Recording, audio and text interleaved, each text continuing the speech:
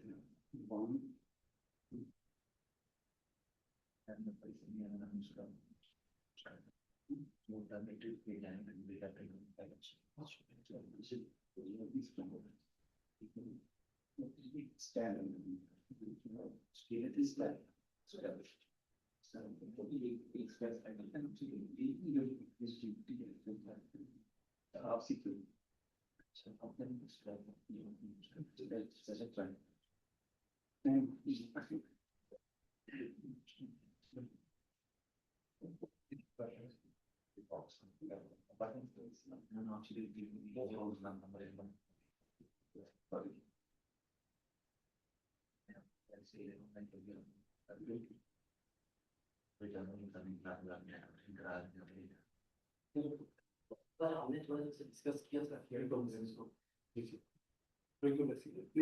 है वो एक को करें ना डिस्कस व्हाट ऐसी एग्री प्लीज मैं एडवांस की बात बट जस्ट सजेशन प्लीज आप अपने स्केड्यूल के हिसाब से चलें क्योंकि हम लोग तो बोलते रहेंगे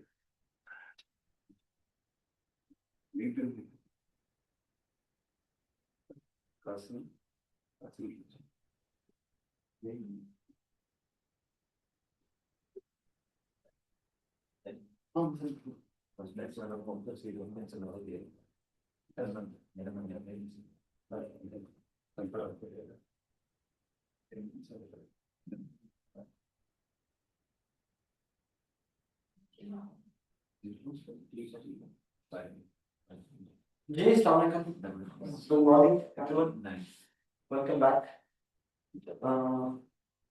I hope I was able to impart some knowledge with you yesterday and it was beneficial so since we could not finish your slides yesterday so what I would do is that I would try to quickly go through the remaining slides of the previous lecture and then we will try to come up with today's topic.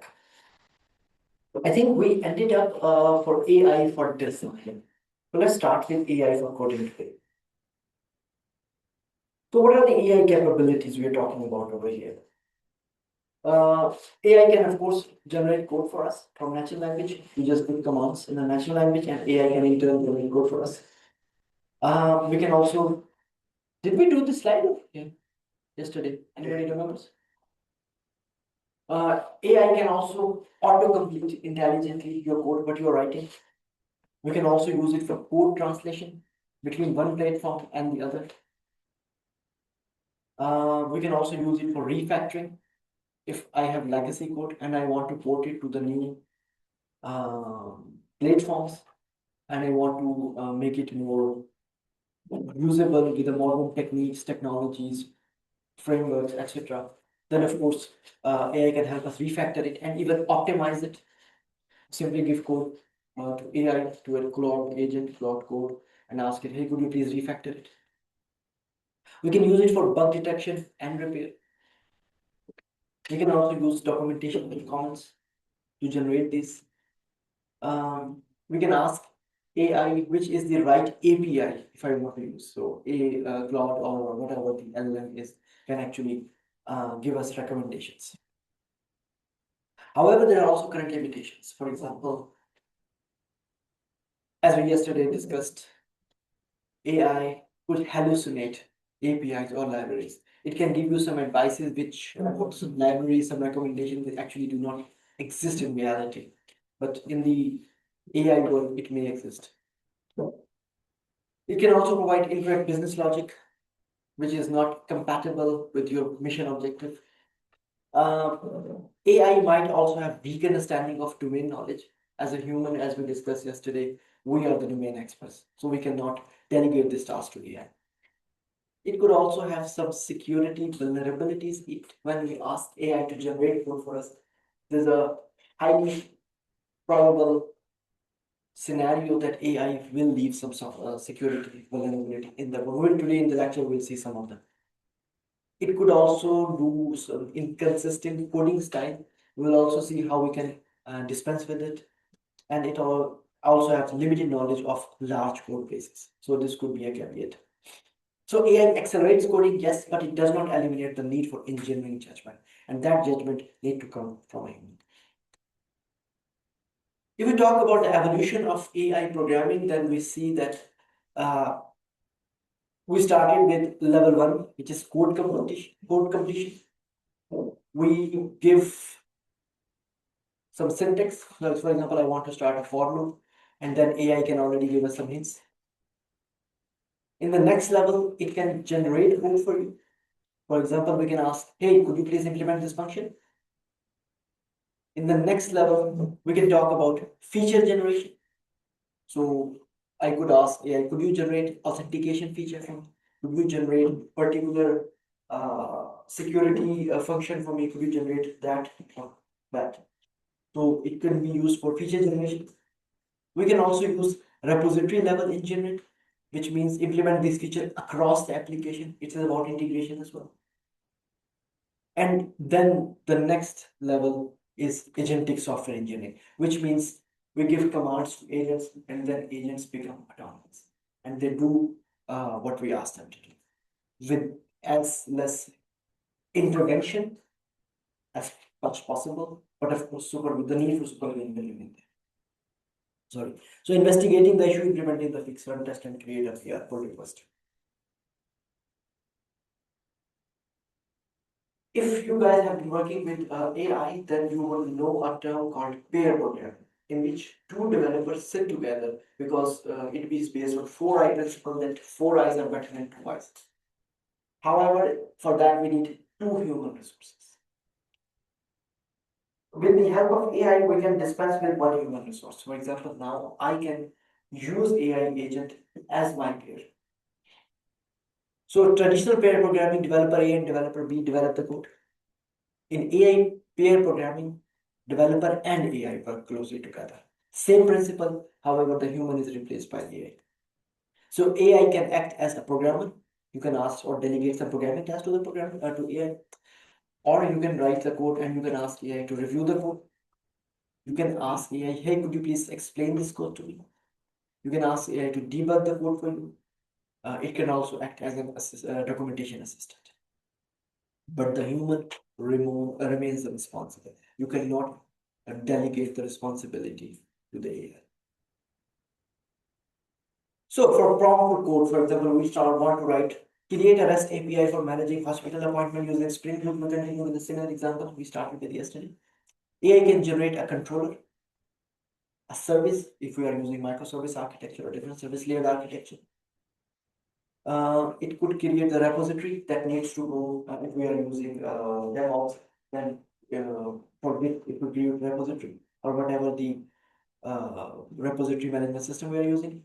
It can also create entities, DTOs, data transfer object, to carry data between different parts of a system. It can also be used for validation, for exception handling. We can also use AI for generating tests and also testing the system and software. But what do you think? Did we just save time or create technical debt faster? This is an important question. The more responsibility you will give to AI, it will have some repercussions. So keep this in mind, please. So what would be the hidden problem with the AI generated code? Usually AI generate code that can compile well, go through not syntax. It will pass also some basic tests, whatever the test be, right? It will look extremely well writing also. but it could still be incorrect.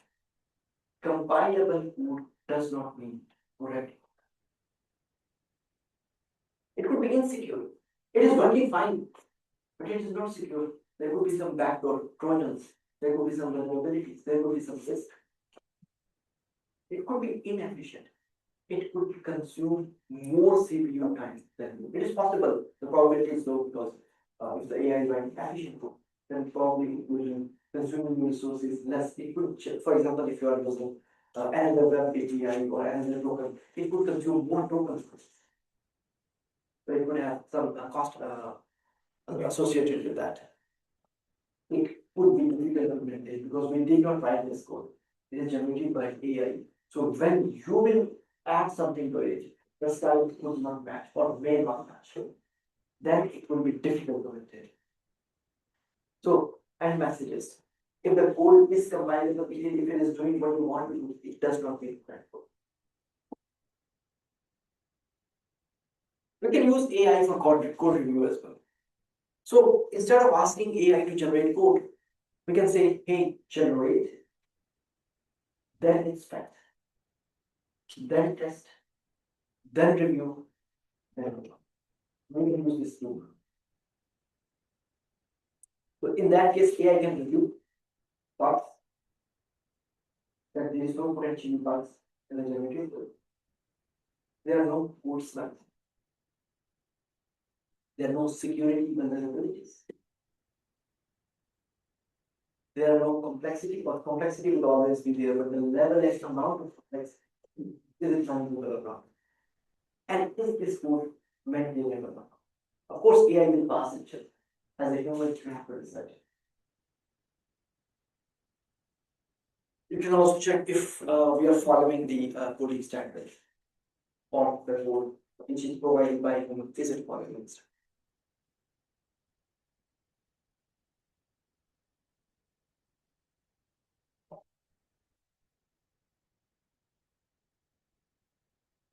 We can use AI for assisted software testing as well. So we can ask AI to automatically generate unit tests, integration tests, property-based tests, mutation testing, test data. These are the typical software engineering terms. If please raise your question because we just need to faster. Here for the backlog, we have yesterday backlog. So if you have any question, please feel free to ask. If you don't understand, okay. You can ask regression test. So when we add a new routine to the existing code, we do regression test that the new code is compatible with the existing code. For localization, if there's a fault in the code base. So testing is probably the area where AI currently delivers the highest unit amount because it is something which is kind of tension. So if we give AI a routine like calculate discount customer order, this is a typical function. AI can identify and ask us, is it this customer a regular customer or a special customer or a customer with some privileges like premium customer? Is the order empty? Is it a large order or a small order? Can the amount of an order be negative? I mean, this I would not probably think, because I would also think as a company, the order means something positive, but in some cases it could also be negative. What are the boundary values? What if the customer is invalid? What happens? So these are just some scenarios which we usually do in tests, and AI can already help you with these things. So AI can actually expand test phase. We can also use AI for bug detection, like AI can analyze your source code and check if there's a bug over there.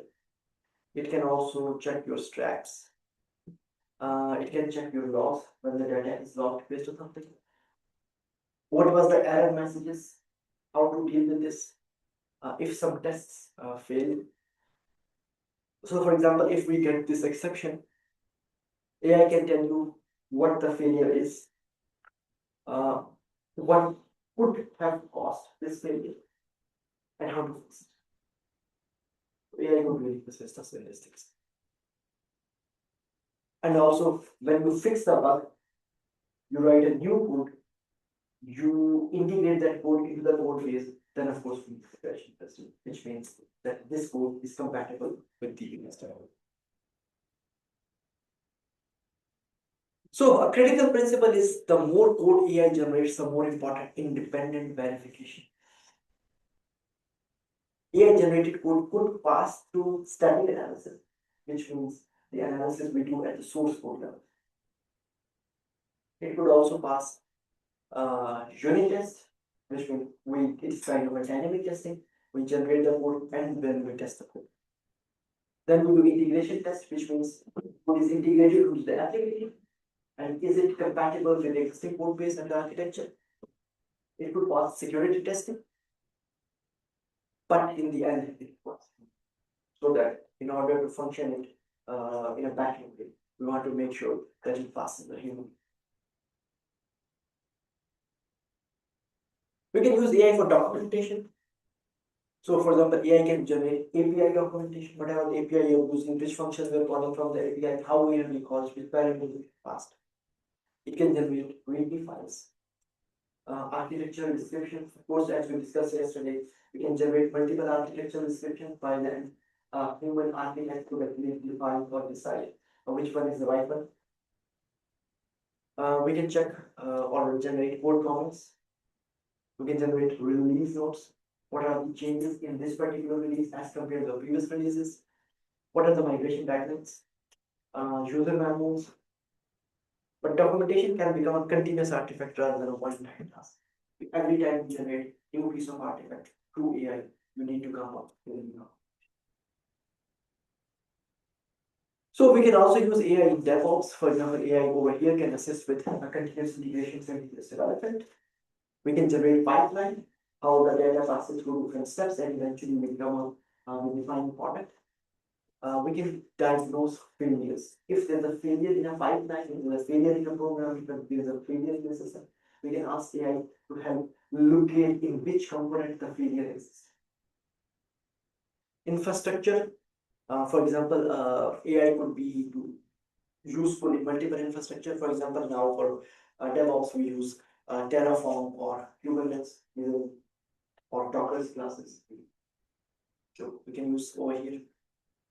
In the operations, we can do log analysis every time the data is generated or event is happening. Of course, we have a log of it, and based on this log analysis, we can see what is happening. We can do incident investigation in case if incident happens. If you're working as factory worker and some machine malfunction, and because of this malfunction, there's some person is injured, we can see from where the actually incident happened. We can use it for insurance purposes. And root cause analysis, if there's a fault, from where the fault is generated, how it propagated from top down to bottom. We can use it for software maintenance as well. Because we all know that we were talking about software economics yesterday, that most of the costs occur after development, not within the development cycle. So AI can help with legacy code design. Let's say a code of a banking system or a code of a airline booking system or another code. Then we can use it to understand it. Or if you are a new product manager or a developer and you are given a new project, somebody left before you and you are now in charge of this project, you want to understand what has been done in the past. You can ask AI to release this for tooling. You can use refactoring we discussed. Dependency upgrades, if you change underlying infrastructure, if you change underlying hardware on which you put depends, then of course you can migrate to the new platforms. You can use it for bug fixing, for migration from one platform to another platform. Suppose you have a web application, now you want to develop an app from web to app. You can use AI to migrate same business logic to a new platform. Technical debt analysis. What are the maintenance issues? What are the commenting issues? What are the refactoring issues? All kinds of this technical debt. It is particularly valuable. For example, a very old code of a banking system, you could ask, explain this 15-year-old code base let's say 15 minutes, or in 10 lines, or in one page, or generate a report for me, abstract, executive summary. So, what a new software engineering book look like? So, traditional book, you think, you start coding, then you test. It works, it works. If it doesn't, think again. In an AI-driven loop, you first specify. You see, in the first part, you said we think. Now we need to specify. We write down assumption. And this is already a very good start. Because once your thoughts become text, it becomes clear. In our mind, sometimes we have dangerous thoughts. Sometimes we are thinking about A, then B, then C. You know, this is how human mind works. But once it is written down, it's much more elaborated, it's much more contained, specified. Then we contextualize it. In which context we are talking. What are the underlying hardware assumptions? What are the underlying software assumptions? What are the underlying platforms? Then we generate code for that. Then we evaluate whether it works or not. And we verify. Then we refine. If there was some improvements requested, if there was something which was not initially well thought of, then of course we can define that. And then integrate it. So you see over here, we are continuously integrated into the loop. Although AI is doing all everything, but you are continuously giving the right commands. Sorry. The key engineering skill is shifting from how do I write this code to how do I effectively specify, guide, evaluate, and verify AI engineering. Same guy, same software engineers, same skill set, who was doing the same thing before. AI came out, became the programmer or software engineer's assistant, and the programmer and software engineer's role is elevated from coder to orchestrator. So the engineer's new role, software engineers increasingly become architect. Now we need more architects who can design AI systems. Now we need more specification engineers who can specify exactly what AI needs to do. We need AI orchestrator to keep track of all the tools and all the platforms and all the ecosystem around which AI is generating our work. We need now reviewers who review the code generated by AI. We need validators. They validate whether AI is doing what customer actually wanted. System thinkers. We need people who think of systems, not of software, not a program, not only a task at hand, but how this task will become part of a system, and that system will become part of the overall problem solving skill. So rather than simply code, we need to think of these roles now, and these roles are very important. Coding AI can now. So AI does not remove intent. AI may reduce typing. You do not need type for good typing for. We do not need violent text. We do not need copy paste. Hey, this routine is working over here. Let's use this routine over here and clear the context. Searching how to look for the best implementation. Some algorithm. AI can do that.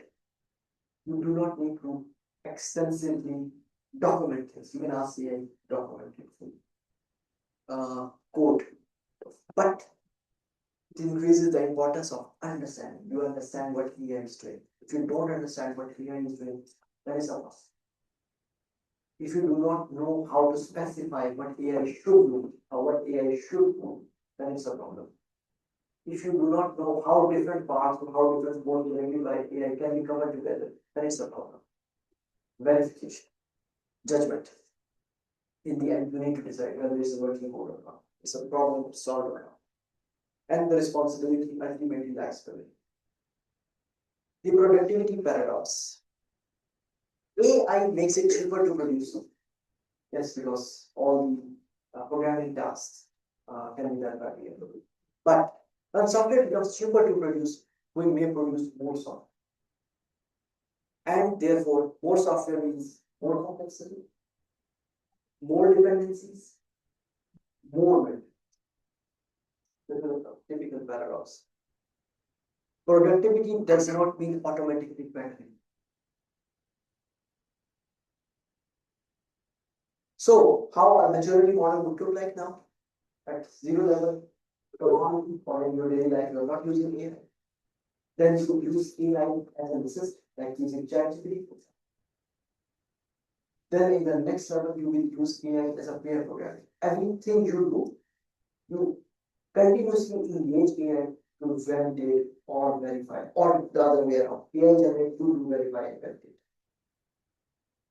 In the next level, AI across the whole software development life, not only for coding, but for maintenance, but for documentation, but for coding, but for architecture, design, requirements, thinking.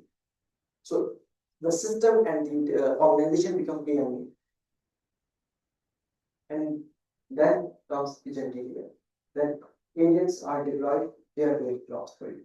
And again, you will become a source of mobile. And eventually, the organization becomes AI. The marketing department is using AI. The production is using AI. The design department is using AI. The management is using AI. AI first. And these are the places. These are the values where the industry is having that. So, what should we trust with AI? With high confidence, yes. Boilerplate for boilerplate, which means copying the routine which works in one context could actually work with other contexts. Yes. Document drafts, test generation, code explanation. With that, we could be with high confidence. With refactoring, we need to be very careful. Because is it really a refactored code? Maybe AI just change the names of the variable or use something similar, but it is not very effective. We should be careful when debugging. Is it really a debug? Architecture alternatives, yes, it can generate something, but we need to be vigilant of that. But we have to be very careful with verification. For example, if we want AI to generate security level code, I would be very careful about safety level. This is the thing we do not give to AI. AI can generate this code, but you have to be very vigilant. You have to be very careful about it. And regularly do it. I think the whole point I started in the is every product must pass a regularity test. And if you do not pass the regularity test, you will be fined and hacked. Or in worst case, you will be banned for that. So we cannot fully trust right now with AI that this was the regularity requirement. This is the code. Does it pass the regularity requirement? I cannot right now give this to you. And again, who will eventually do it here, whether this interpretation of this regulation has been verified. And final architectures. So please remember 3 rules for AI-driven engineering. Never outsource understanding. You must understand what you are generating. Never trust generated artifact without it on the command. But before you do. And give AI context, not just what is the difference between context and a form? Okay, so what was the key takeaways? AI can participate in almost every SDLC.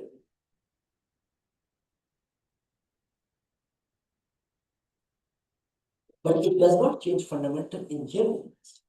Fundamentals, I was talking about fundamentals remains.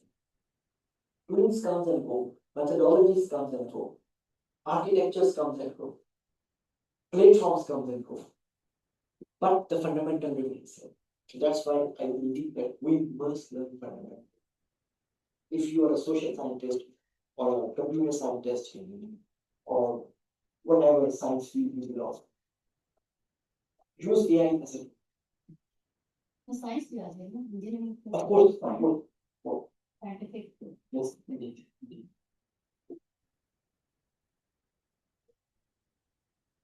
So generate faster in AI, but verify hard. You need to be more vigilant. AI changes how we produce software. It does not eliminate the need to understand what software should do and whether it does it. This is the fundamental principle of vigilance. So that was for yesterday. Is there any question? Please. Question that is related to your yesterday's presentation. You talked about the dangers, and I think they were more related to soft dangers. Some physical phenomena is also attached with AI, and that is use of water. Specially ये जो आपके data centres होते हैं उससे water का बहुत excessive use जो है उसको आपका क्या टेक है उसमें स्पेशली एनवायरमेंटलिस्ट जो है वो फिर उसको किस तरीके से आपको गाइड करते हैं Yes, unfortunately, this is the ethical use of AI. We use combustion engines in cars. We produce component. Combustion use cars. But there is a condition, and then it goes on and on. Every new technology comes up with not only its benefits, but also with its disadvantages. What is the trade-off between advantages and disadvantages? Human perception. My perception would be different than yours. Your perception would be different. Ethically, yes, if we are consuming more water, those water scarcity is a very important basic. If I want to develop an independent, I would go to very good places like Antarctica or maybe human space. We can build data centers over here. But probably we are far from it. That's specially अगर ये कहा जाता है कि local AI की तरफ तो उसमें तो फिर और ज्यादा डेटा सेंटर्स की डेवलप होने के चांस हैं और ज्यादा लाइक टू सिक्योरिटी पर्पस के लिए स्पेशली हम इस पे ये भी एक डेंजर है ना कि सिक्योरिटी के लिए जो है वो आप अपना लोकल एआई जो I will talk about this soon, but again, the question is this question has no answer actually. The answer for me could be different than the answer for you. If we want to develop new routes, we need to cut trees. If we want to develop new colonies, we need to cut trees. There are some environmental effects of that. If this is like this, so shall we not bring more land for human development? Because for that, we need to cut trees. What shall we do? What do you think? Actually, there must be campaigns that actually is optimal level, maybe to maintain a good level for environment and similarly keeping the environment. This is only There's a CBA, cost benefit analysis, comparing one devil to the other, choosing the lesser devil most of the time. there should be some regularity in quality, especially unfortunately हमारे country में सबसे कम इसकी practice है ethics. तो मुझे यूँ लगता है कि जैसे इंटरनेशनली तो इस चीज को में भी बेहतर एड्रेस कर दिया जाए. I really don't think so. You see, you heard about water pollution. The water and seas, all the seas and ocean have been extremely polluted. Who do you think polluted that? 70% contribution is from the You see, all these emissions and CO2 gases, ozone layer is destroyed. Who do you think is contributing more to that? So we should stop blaming ourselves. Nobody is perfect in this world. Please, I hope your answer is. Yeah. I give you better answer. I'm sorry, I don't have any answer because there is no answer. My question is very general, and I can say there's having the specific issues when we are talking about the use of AI, specifically in academia. We are unfortunately not having such acceptive attitude from the institutes. Like students want to use AI, they are using it in a wrong way. teachers want to adopt AI, but they don't know the process and workflows they have to allow for the application of AI. For example, for writing engineering, for research document, or for example, development in case of engineering.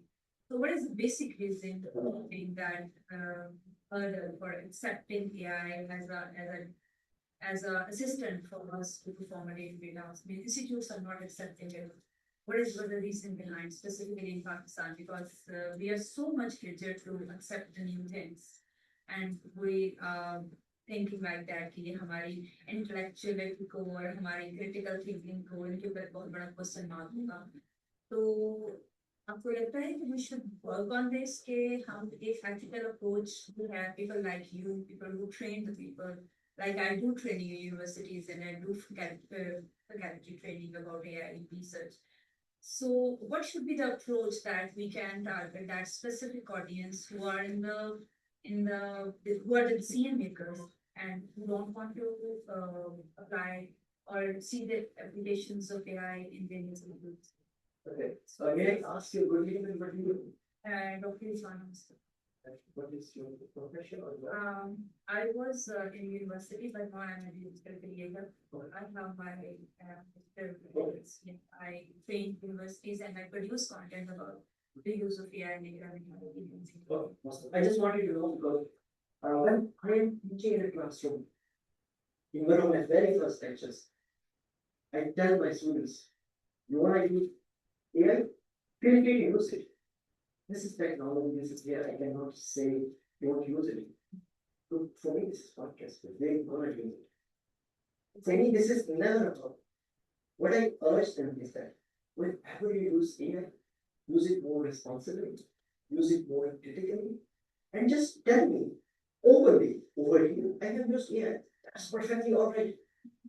Don't take ownership of the thing you did not do, because if there will be repercussion for that, you will be responsible. I think that it be very clear in the very first lecture. So by the end of the day, when the students give me some code routines, for example, if they want to make a project, they come wanted to keep typing. I was just talking about it, how not to use AI or how not to use AI. I don't want them to write everything right now. I let them use AI. I just ask them, is it working? Did you check? Who designed the idea behind it? All the things which I have been talking for this day. I would say in Pakistan, in division level, people also realize that. Which is common sense. For me, this is no brain. I'm pretty sure very soon the university will also start accepting it. But at the end of the day, if you're a professor, you're responsible for the classroom. Your university should not interfere how we should teach. They can tell you what to teach, but not how to teach. That is absolutely upon you. I hope this answers. Yeah, but there should be I guess कि एक proper आपका इसके ऊपर एक do or don'ts होनी चाहिए. जिस तरह हम एक thesis submit करवाते हैं तो हमारे university का एक criteria होता है. What are the formats we are going to follow? What are the number limit? So we should universities should accept it and also have their own do or don't list. But because ultimately students don't know what is the ethical use and what is the workflows. Means if they are going to write an assignment, they are going to depend on ChatGPT. ChatGPT has not been designed for academic writing and for researchers and for these kind of professional writing. Deep research.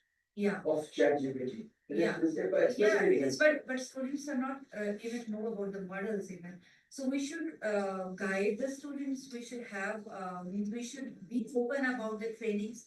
कि हमारे बच्चे को assignment लिखने के लिए भी एक workflow पूरा design करना होता है for the selection of a right free tool given for the writing of for any kind of research document. तो हमारा जब तक institute इसको accept नहीं करेगा, हमारे टीचर्स को इतना ओपन इसके ऊपर बात नहीं कर सकेंगे और हमारे स्टूडेंट्स भी उसके काम को करते रहेंगे.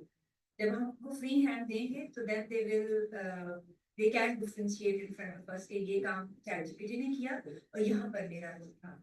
तो मैंने देखा अभी आपके लिंक्डइन प्रोफाइल पे यू आर माशाल्लाह मीटिंग विद बिग बॉडीज. तो आपकी इस टॉपिक पे भी डिस्कशन होती होगी कि how we can make it legal in our institute. What is the pathway, right pathway? Sure. Thanks for listening. Yeah.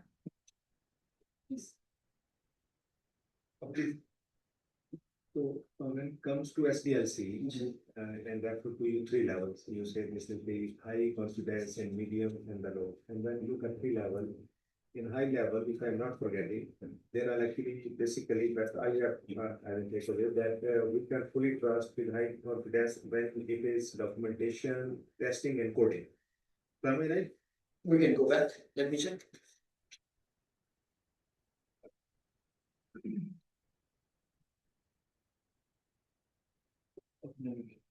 Which slide number, do you remember the slide number? Yes, over here. Yeah. This Okay.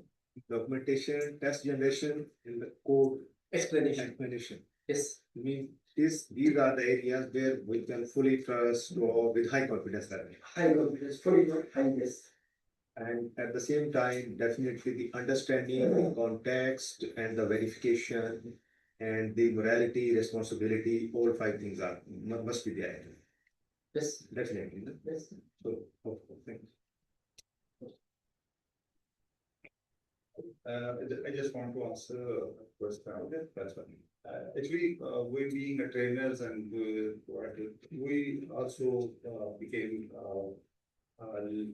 less careful in the form of we just give them assignment task and we don't specify the how to give us a answer. Like when we submit any paper in a journal, they provide us a template.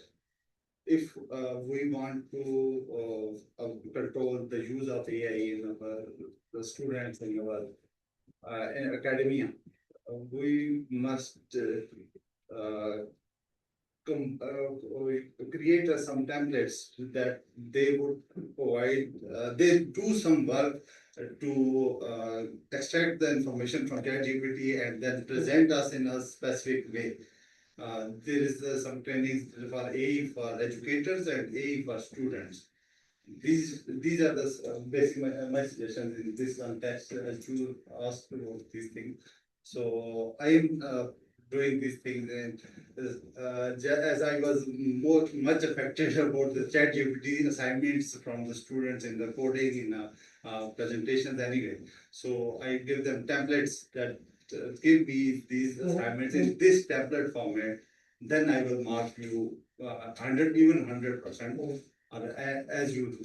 They have to work some on that assignment to practically do not because just a copy paste. Right. And I would simply add something to that. Whenever I go to the first lecture, I let my students know what they should expect from me, what I expect from them. So when this expectation is met, we don't have misunderstanding, we don't have problems. So as a university teacher, I think we have that autonomy that we can design the same level classroom. I'm pretty sure university higher officials would not worry what how you're conducting the classroom behavior. With your observation, Please. it is paramount importance that the faculty in any institution in Pakistan should be educated and equipped how to use AI, which choices they would make, what AI should be used for what purpose. I'm proud for how OMSAS has done it. Recently, we had the 6C policy. The 6C nomenclature is about how these 6Cs, computing and others, can be utilized and how faculty could be equipped and trained. Throughout the semester, all the 7 campuses, ComSets has trained people, and inshallah, that would translate to the student as well. Right. So additionally, we have, as another colleague was mentioning yesterday as well, the AI courses and AI related courses are part of the curricula of most universities which are conducted through HEC. And additionally, there is OBE as well. So OBE is adding to that same nomenclature in itself. So things are moving in rather slow, but they are steadily going in the right direction.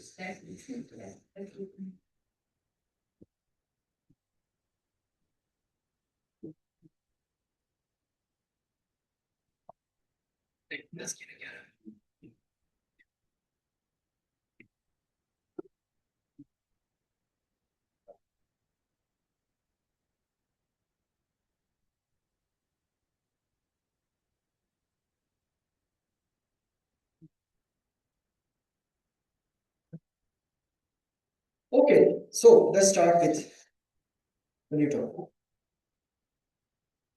Let's talk something a little bit more advanced. So what we have learned so far. In the first lecture, we looked what is AI-driven software engineering. Then where AI can help in the software development lifecycle. Now we try to see how do we engineer effectively with AI.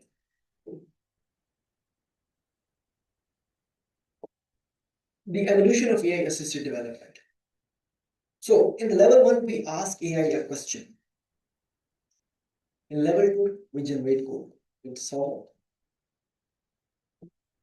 But then we provide the project context. And in that context, AI can function best. Then we give AI tools. We give access to AI to tools. We're going towards agentic AI now. Because AI as an agent can execute tasks only. But it must have access to AI. It must have access to tools. It must have access to other environments in which that agent must run. Then we let execute those tasks. Let AI execute those tasks. And eventually that becomes agentic software. So giving you an example, one of my friends used N8 M. Then it just maybe some of you already disappeared. Very easy. Very simple. So I use it in my company. Whenever the new requirements come, I give this requirement to a prompt. That prompt then executes certain tasks. Then it generates some recommendations out of those requirements. By the way, those requirements are generated case. So then I compile something, then I post that in my comments as a comment to Jira. And this is all automated. This is how N10 works. One of my friends also worked, for example, he has delegated his LinkedIn post to AI.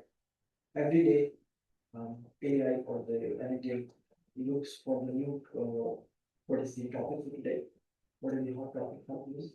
It creates a post about it. It posts on LinkedIn. My friend does not read what the AI has done. Sometimes AI really writes something which has absolutely no value. So that's why human supervision is also needed. But these are the things which are actually usable right now. Sir, I have a question. Please talk about automation and LinkedIn. Very professional back in days, but right now with the automation, I believe these tools have polluted the LinkedIn as well. So there are certain posts it doesn't make sense of it, and we are using it as another social media to build up the profiles. Used to be so clean. They have also added a slope for this, where you can report that this post is AI generated, so they can ban that post. But what alternatives do you know? Do you know any other better social media platform? I mean, I don't use Facebook, I don't use other social media. So the only professional network I have is LinkedIn. So I don't know where other people. I started using X back then. It was pretty. But professional networking is not good anymore. It used to be. Yeah, A couple of years ago. But now it's polluted with political style and something I really don't like. Yes, you're right. These are the occupational hazards of using technology. But I don't know how to get rid of that. If you know, please do let me know.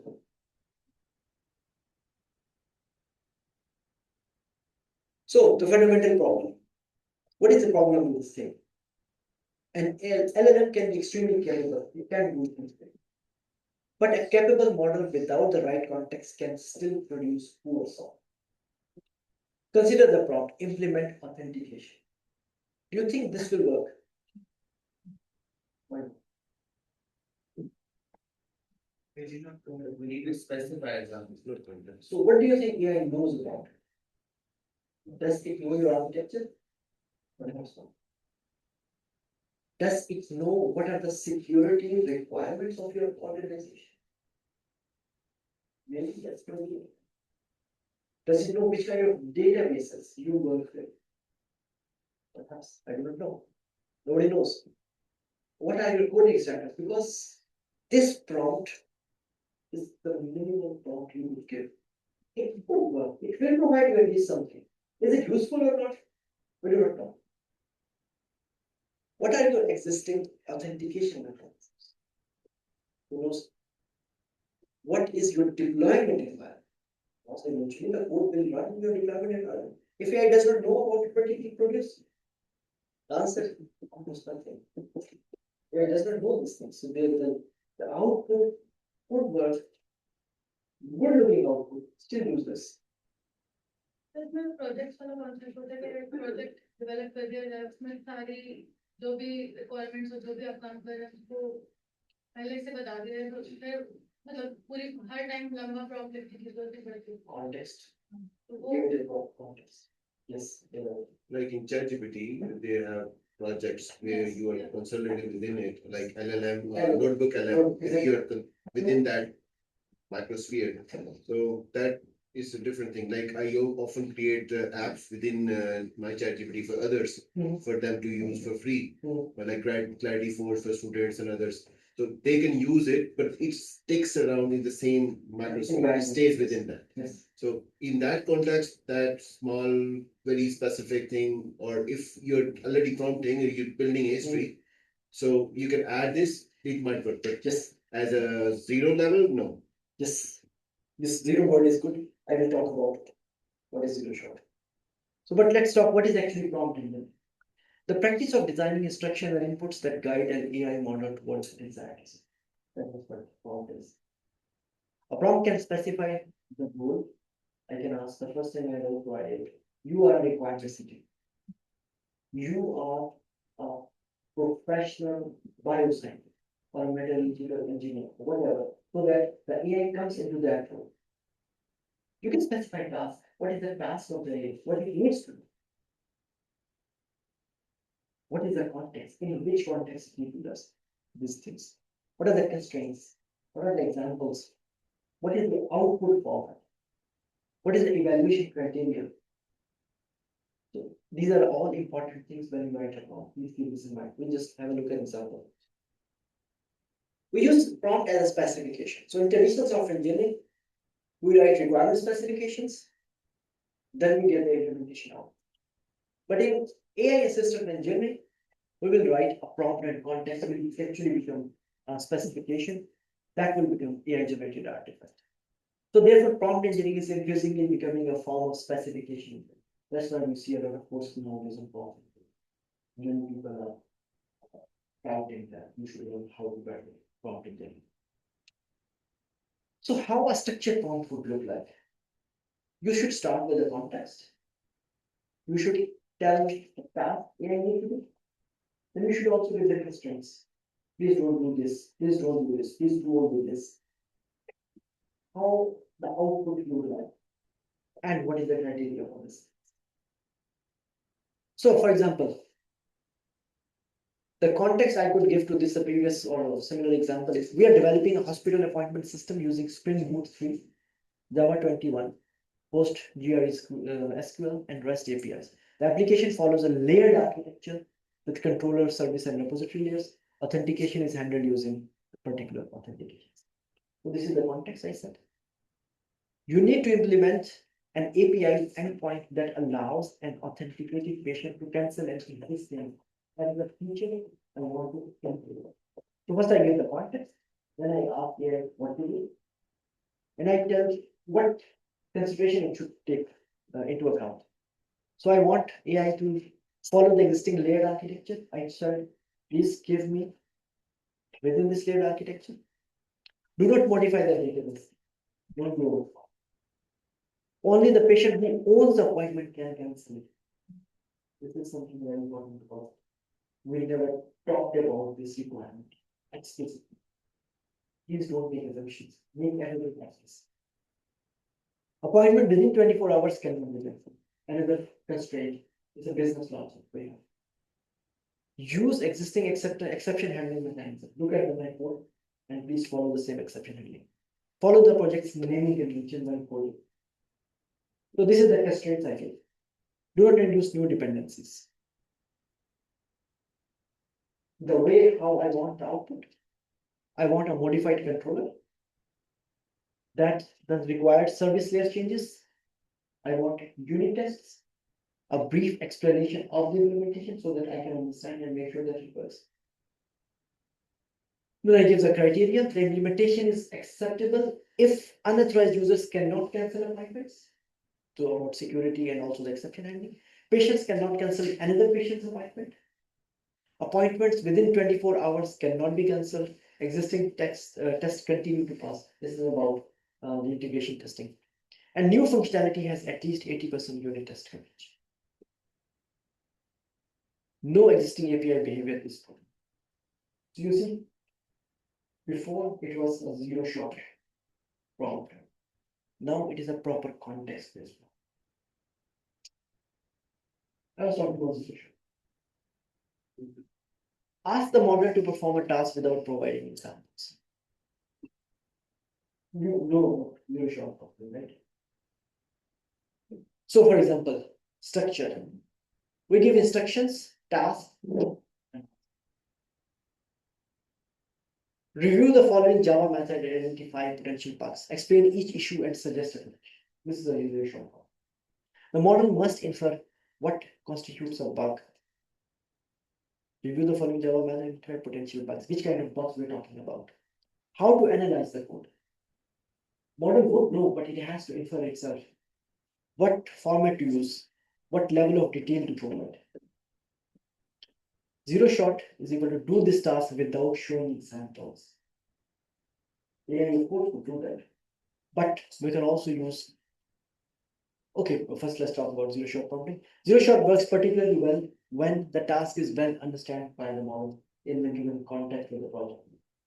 As you mentioned, that previous example I showed, my esteemed colleague said that it will work within the context. Yes, you're right. The task is well understood by the model. The instruction is clear. The expected output is conventional. We're looking for conventional. Little customization is required. So, for example, explain this error message or generate unit tests for this function or summarize these requirements. Identify security vulnerabilities in this. These are all the examples of zero shot prompt. But you can make things a little bit better. That is called few shot prompting. Anybody know about few shot? To give some context of the basic specification of our idea. We get some examples. For example, Please do this using this. So show AI what you mean. Instead of only describing the desired behavior, what you want, give the model examples of the desired input, output relationship. Zero shot cell instruction only. Convert the following requirement into a user story. Users can reset their password. AI will say a user story based only on this instruction. But if I want to use a similar example using few shot, I can give instructions and examples. I can say convert requirements into user stories using this format. I give example. Requirement, users can update the email address. As a user, I want to update my email address so that I can keep my account information. Here's just an example for you. How I want this input to be converted as a user story. Example 2. Requirement, users can download their invoices. If this is the requirement, the output should be, as a customer, I want to download my invoices so that I can keep financial records. Now process, requirement, users can reset their password. Now give me the user story about this. An expected output, as a user, I want to reset my password so that I can regain access to my account. What did it do? It looked at the examples. It did the analyze the text. That first, as a user, I need to do something because of something. So in this case, the output would be much more unified in the similar way. Then we have the idea of chain of thought. Anybody know about this? So you give a smaller portion of it and then refine it as you go on. Let's see. Brainstorm with the brainstorm. So we encourage the model to solve a problem through intermediate reasoning steps. Ask, think about it, and give me output after. So it is kind of experimental as well. If I usually do that, I usually say recheck 5 times. Mhm. So does that relate to what is? Just similarly. And the approach is that first we ask the tool to create a list of pros or cons, means what step the tool will follow to perform that task and what are the key steps that. So when tool will brainstorm on the steps without at the first level, means पहले वो आपको एक list दे अपने सारे task perform जिस तरह से वो करेगा. Then जब वो फिर वो task perform करने लगेगा तो वो फिर किसी भी एक step को फिर then you can edit and make changes in that and then feed the tool के that this is the exact workflow which I want to be followed by you. Then the result you will get will be more accurate and more efficient because first you have clarification in front of you that what is the exact workflow that for this thing. Well, this is last time we about it. First we give the context, Yeah, then we give the constraints, yeah. then we give the output format. And when we are feeding about the constraints, we should avoid to mention the word don't. We should ask you to avoid these things because there is a difference in response when we use these two terms. So instead of using the don't, we should go for the word avoid these things. And when we in this step, if we first prepare our checklist with the help of a tool, then the task, the result which we will get will be more professional. So I have a question regarding chain of thought. मुझे इसमें issue ये लगता है जितने भी हमारे major model है actually they don't predict the future kind of तो फर्स्ट तो वो आंसर निकाल let's say 3 + 2 + something with else तो पहले वो आंसर निकालता है इज देयर एनी चांस कि वो जब रीजनिंग स्टेप में जाएगा तो रीजनिंग स्टेप रॉन्ग हो और आंसर वो भी करेक्ट हो सकता है बस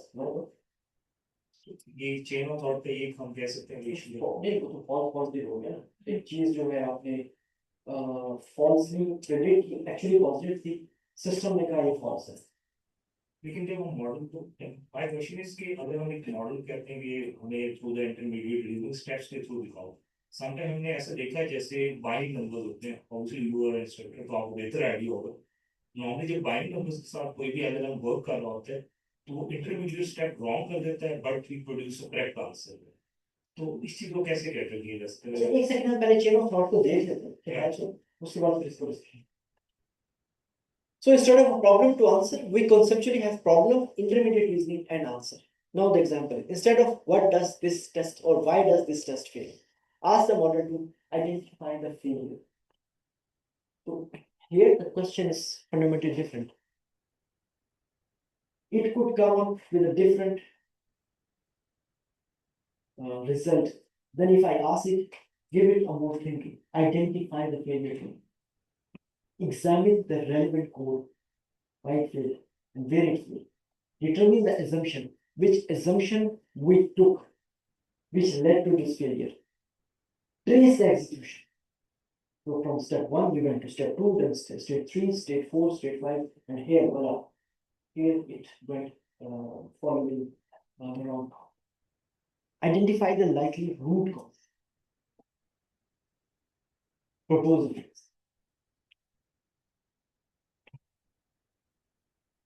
I think this is a much more refined form of same context. Say, Eventually it failed. Why does this test fail? Yes, but more reform. And this is what we got. Now the question was, is it the answer? yes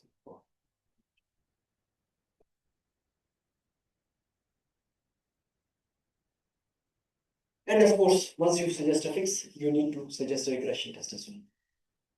So why do you think this is useful? I mean, I already talked about it, but We have provided much of the details, including the context and what he has to do. We have given examples. We have talked about the output, so definitely now we must be in better to do that. Yes. It is very just decomposition. When we are going from the abstract ideas to a defined ideas, it needs to go back to its fundamental and need to think again, think harder.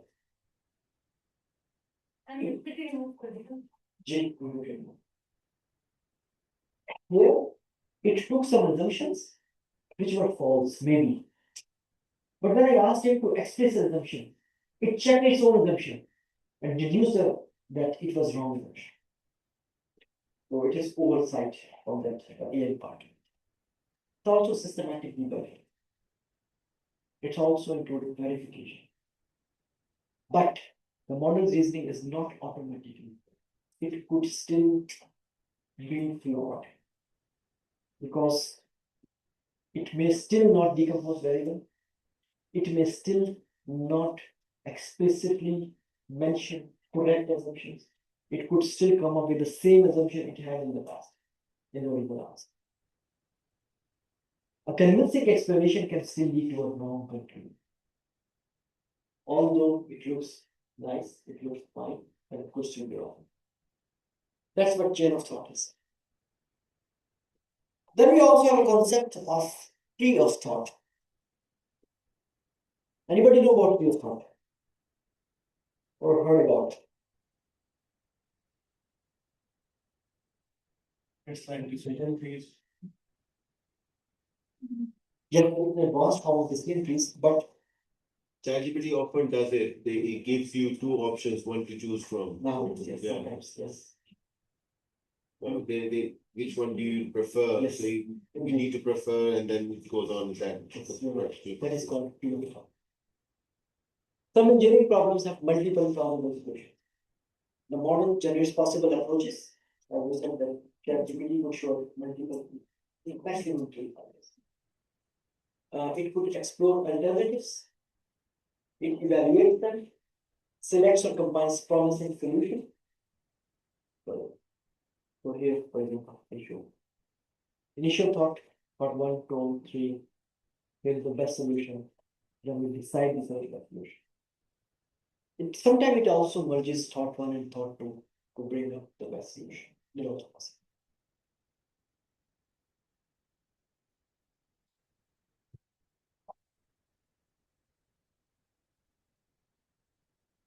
So what are the prompting and design strategies? Zero shot. Basic idea is to give an instruction without examples. It is best suited for straightforward, well-defined tasks, which is very well known. Then we have a few shot. Give examples of desired input to output. We give the example. Task requiring a specific format, style, or image. We give a chain of thought. It decomposes the complex problem into reasoning steps. And best suited for complex analysis, debugging, problem solving. Then we also have tree of thought. Explore and evaluate multiple solution paths. Architecture, design, and regulatory content. We should also think of structured output as well. So instead of give me some test cases, you remember I talked about the outputs, we can ask for give me the test ID, give me the input, give me the precondition, give me the expected result, give me the priority. Or sometimes if you want to use that output for a more automated task, we can in fact ask for a different format. Test ID, input, expected value. So structured output makes AI easier to integrate into engineering workflows. For example, this JSON format could easily copy paste into another code. But prompt engineering has a limit. Suppose the AI has to modify a 500,000 line code. Can you put everything into one prompt? Asking for details too. It's not practical. It's not practical. Sometimes they eventually put board on you sometimes. We do some other, but all answers are printed. No, we should not. So please don't consider that prompt is a kind of monthly one, which can solve all of your problems. We have solved. In fact, what we should think about when giving or designing a prompt or writing a prompt or probing AI? Like eating the elephant. Dividing the pieces. What should be the right question?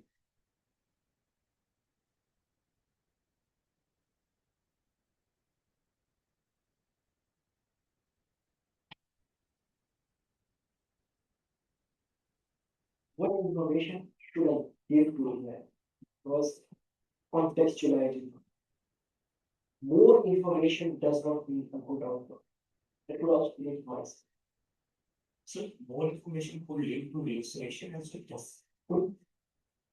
You're putting it's fine, you're giving irrelevant information. It has to, whenever the more information we take in our brain, we have new one. We need to process it. If now I talked about right now, I also started about squash.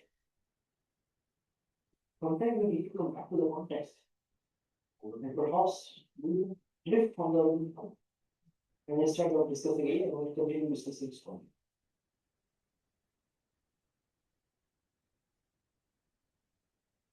So, and here is also an important concept that is called context engineering. Context engineering is designing the information available to an AI system at the moment it performs. Within the context can include instructions, the requirements, source code, documentation, architecture, APIs. Everybody know what API, right? I have been talking using this word. Anybody who does not know what API is, everybody knows. Be that robs your bank. Application programming. So for example, whenever I want to use a particular service from another program, I can use its API. So it renders the service. For example, web services. If you want to write a program who can look best fare from here to the end, you do not need to write that routine. You will go to an application programming interface that provides a service, you will use it. If you want to have a new store and you want to introduce a payment gateway, you can use the payment service API. These are the APIs. Database schemas, data history. Again, these concepts are fundamentally common to all software engineers. Please, if you don't understand what's talking again, please ask questions. I'm going to talk about Git. You know Git? Yes. When is, do you use, you are, sorry, I'm from, you're a professor? Yeah. You write papers? yes, In which paper? polymer chemistry. In which tool do you use for writing papers? Typically, I don't use much AI. Any tool you write for data, or for writing papers, which tool do you use? Word, Do you know about overleaf? You know what overleaf is? Do you know? Online database. Online LaTeX platform will let you write papers using LaTeX. How do you collaborate with? Actually, हम सिर्फ Word पे ही Word document होते हैं Microsoft Word उस पे ही पे करते हैं. Okay, how do you collaborate with your collaborators? Let's say if you and me are writing paper, how would it work? Through email. Should I share? Seriously? Yeah, should I add something? Should I add? Based on my experience and based on what I have been, I've been a Monday advisor for a while. I've been conducting some seminars for how to manage references. It has been catastrophe for both researchers, students and the teachers. When the draft comes in through email, things change and you can't, it's so difficult to manage the references afterwards and the whole context of it. Somebody changes. Back before 2013, it was impossible for Word to manage. Writing is but before 13, it was very, very difficult. But after 13, Word has changed and transformed, evolved quite a bit. People used to love LaTeX back then, but now that's not needed anymore because OneDrive is there. You have a version, you have another version. It would keep on piling inside the ecosystem. So things have changed from what Yeah, we there are many used to. even project management tool, like for example, I teach to the teachers that you can use a free version of ClickUp, where you can place all your tasks and all your team was run from different one place. And just by sharing the link of that place, you can work on the same place and the formatting will not be disturbed and all the data will stay there. आपको cloud technology की तरफ अभी तक हमारी adoption नहीं है ना उस तरह से. So ma'am, I have been working in this domain. I am an active researcher. I have collaborators from all 5 continents. My humble request is to adopt collaborative environment. Word is a very good thing. Work allows you to share the document. For example, Microsoft 365. It allows you to share the same draft without email to a different person. Both of you can write in the same document at the same time. You do not need email. It is not very efficient, I would say. Then you have to wait for the input, then maybe do change meanwhile. Yeah, I know, these बस सिर्फ ये है कि practicing नहीं है. Practice नहीं कर रहे तो simple यही है कि Microsoft Word पे लिख के email करना. Continue using Microsoft Word. You do not need to change the environment. Just share. Which version do you use by the way? Microsoft Word, latest version. I would say. Yeah. On the right hand side, you will find share something, and then you can collaborate. So continue using whatever tool you use, as my same colleague said, adopt the new cloud-enabled technologies and collaborative technologies. And that would make your life easier. But what was the real question?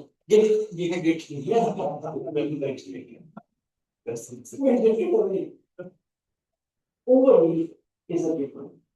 So we write papers over here in LaTeX format, and they are shared with our colleagues, and we can manage the versioning history. Myself, let's say, write on 11th of August at 10:15, I made this change to the paper. Then you joined it, and then 11:52, you made that change. So we can keep track. If we don't like the latest change, we can always revert back to the previous version. So nothing is lost. And it is very efficient and very proficient. One more context, being that we have multiple journals in our area of expertise. So for one journal, we need IEEE formats, the other one is some other format. So the overleaf offers us to adopt this our whole text into that model easily, very easily. To be honest, Word has done that already now. Word has it. The templates are inside Yes. Word, inside, embedded inside it, so you can switch right away. Okay, Yeah. that's a, but where who you are comfortable with the Yeah, whichever. overleaf or with Word? Both are, and another thing, with your permission, I'm taking too much of that. Yes, time. please. Word has option to review and share, so there's an option to share, so that whatever you're writing is being transcribed and written down, who's writing it. Everyone's color would be different and. Office 365 has very vast options, sharing, collaboration, Chalo, let's continue. Yes. There is no end to this debate. So, test and also user information and external knowledge. So, context engineering includes everything. So, what's the difference between prompt and a context? A prompt, for example, when you give a prompt, fix the login bar. But the context would say, hey, these are the requirements. This is the architecture. This is the relevant source files. This is the database schema. This is the test. This is the error logs. These are the coding conventions. And now, fix the login bar. Same prompt, but different context. Output will be drastically different. One would be much more close to what you actually want and what you actually need. The one would still be a good output, but maybe not so much useful. Same model completely. But more context does not mean always that. Because this is an important misconception. We just talked about it. That if we give too little context, we can of course miss some information. That's true. But if we give too much irrelevant context, then what we will have? The current problem require किया था कि वो irrelevant context की वजह से बिल्कुल गलत है. Too much noise. So the goal is to give that relevant content. More is not always better. Important. तो पता हो चाहिए उसको भी क्या important है. हर चीज prioritize करें. Otherwise वो सबको एक इतना weight देके. But I have a question. Maybe you have highlighted or not, but it also does matter that which such chatbot is developed by which country. If I talk about DeepSeek, they will not give any information against China. Also, if ChatGPT, they will not give you any information against Israel. And also in the same way, India has developed Zoho. Zoho, it is a form of Microsoft type of office. In the last year budget, they have, I think, allocated 1 billion for developing their own channel. So there could be also AI biasness regarding the country which has developed their respective chatbot. It will also lead you to the wrong answer or with the AI biasness, you can say. Yes, you can call it biasness, but Training is better than this training more than. sometimes we give explicit information and we think that we cannot discuss those things. Then there's a government guidelines or some company policy. So they simply give answer or simply sometimes they, for example, if you ask DeepSeek about some Chinese politicians, how the DeepSeek will respond. It will give you all the information, but it will simply say, I don't want to discuss with you, I cannot provide the information. What would be the DeepSeek response? I would think the latter. It would say, I don't want the direction information. No, we want that. Because they have to follow the local laws, they need to do the compliance. Biasness is a very good one. And one thing which is biased for me, another biased for me. Biasness is, I would call biasness when I discriminate against you. That if your skin color is white, you should get priority to this job. This is for me, this is biasness. If you don't speak English as your first language, the result quality should be minimal. For me, this is right. But the examples you created are the administrative policies of the companies where they are incorporated. I hope so. But does the data set has certain kind of properties? तो अगर मतलब हम data set में इस तरह की कोई information डाली नहीं है कि जो हिंट्स है तो फिर वो रिस्पॉन्स वैसे ही करेगी. मतलब डाटा में तो बारिश को कॉन्सेप्ट होता है कि एक क्लास को बहुत ज्यादा तरीके से अवेलेबल है, दूसरी क्लास को बहुत कम है, तो इम्बैलेंस होता है. इसकी वजह से जो हेलुसिनेशंस क्रिएट होते हैं, ये उस साइड पे नहीं जाने का. Something in all this device. Even if the data is trained on some, if the model is trained on some data, it always give override some instructions. That we do not want to talk about this particular topic because this is sensitive. For example, for us, religion is very sensitive. Maybe there's a lot of data which brings some blasphemy to some religions. But AI or responsible AI should not give you a blasphemous context or content. So this is not about data analysis, this is about oversight.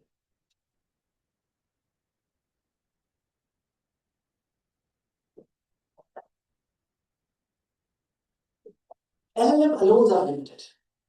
A standalone LLM can generate text, which is very good, but software engineering requires action.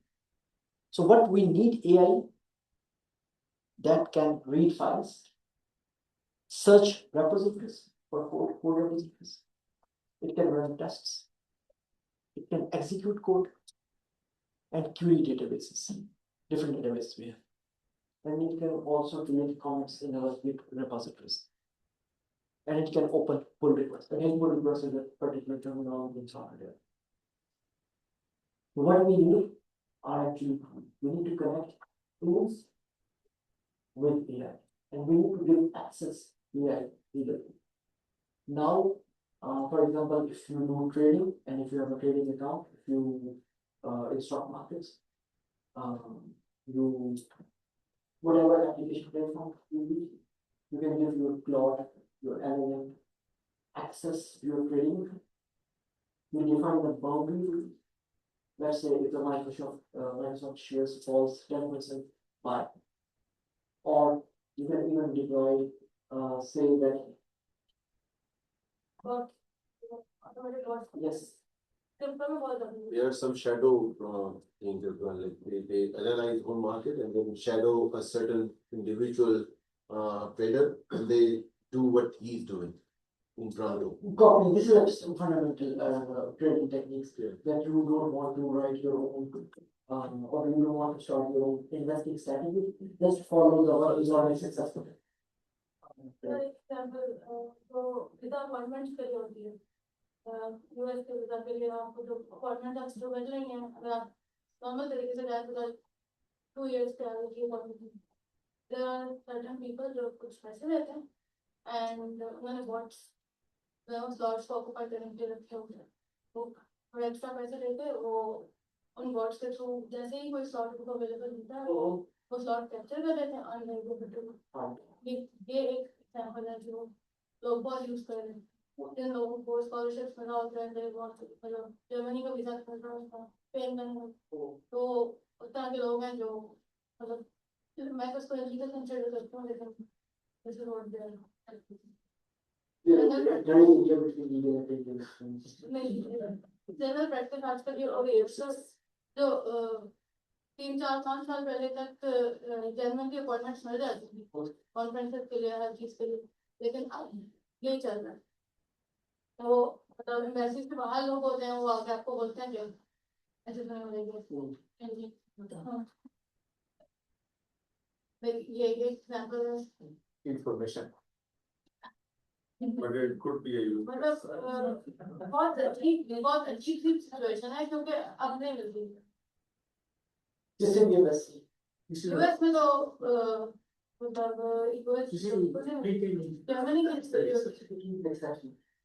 Germany की भी मिलती है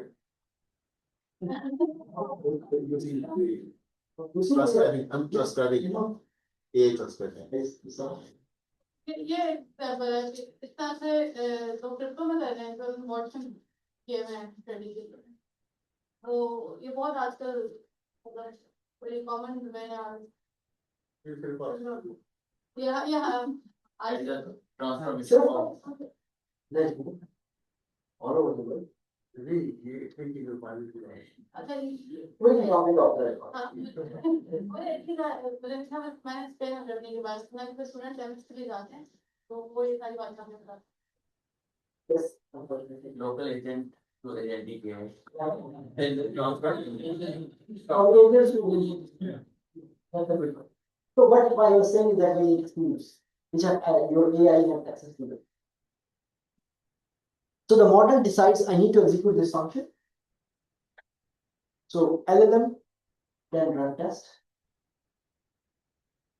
can compile test results, then which is given back to the LLM. Then LLM based on this fix the code. But the model does not necessarily execute the tool itself. We could have a supported environment. We can ask for action and the surrounding system can execute. So not necessarily have the LLM access to your tool, but we can develop, let's say, with the tool we just talked about, anything. It's an environment executes stuff. There could be some other ways. Without tools, AI just talks about software, but with tools, we can actually work on software. So this is a funny. But we also have an integration problem because at the end of the day, anything will fit together. An AI agent may need access to GitHub. Of course, we talked about GitHub. Jira, which is the issue tracking management system. Slack for internal communication. They're just tools which we use actively. MS Teams, sometimes we use. Before we used to use Rocket Chat, it used to be there. So very different tools. For issue management, primarily we use Jira. I don't know what any other. Service now is also there. Service now, we also use in our company, but not for development. We use it for, let's say, to deal with HR issues, human resource issues, creating a lead request, logging our timings. Raise the issue. Raising the Administration, IT. administration. Yes. Right. Service now, and there's also competitors service now. Really in the company, so you have forgetting instance.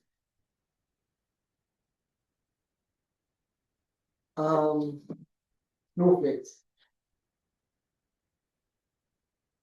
So Slack for internal communication, there could be some other platform. MS Teams we actively use for communication as well. It's a Microsoft is the primary platform your organization uses. We use different databases, VectorDB or PostgreSQL, SQL, MongoDB, Oracle, NoSQL.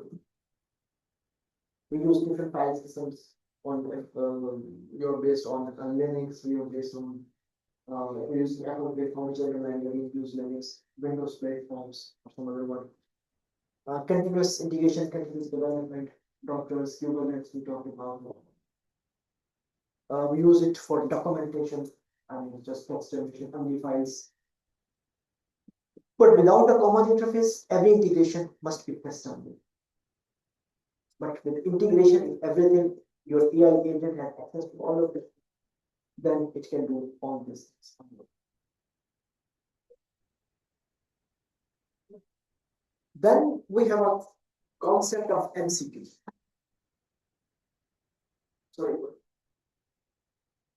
Let's take a break before we start with this. Okay.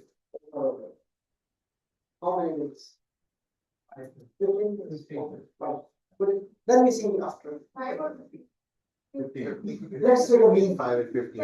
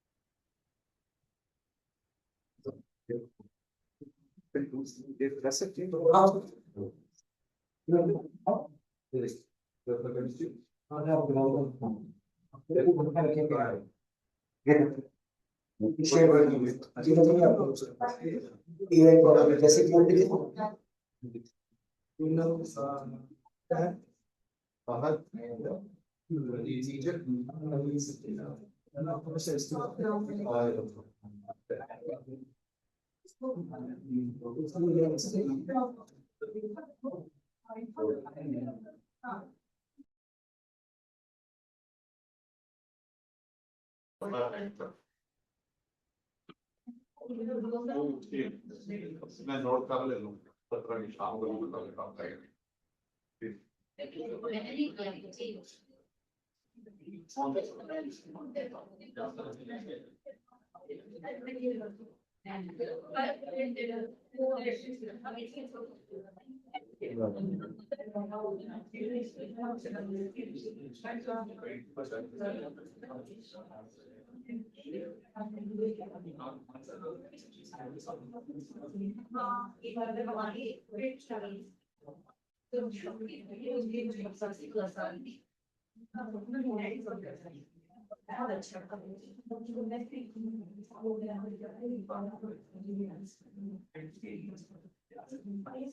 Okay, so let's start again to the break.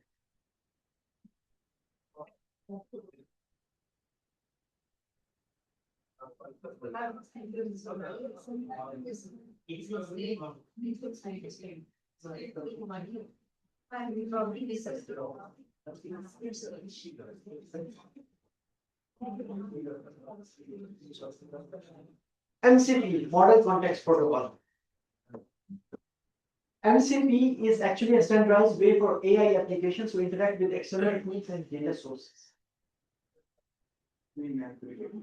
Whenever we want to interact multiple data sources and we want to use multiple tools, then we need a protocol that is called Model Context Protocol. For example, if you see over here, we have an MCP server, and the same data can be sent or can be extracted from different APIs, like web services, like databases, like local files.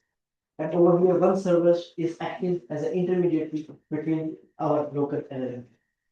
So MCP separates the AI mode from individual integrators. That's really, we don't have to look for the integration part for every different tool set. Rather, we can have a different intermediate layer known as MCP server, and it can do this.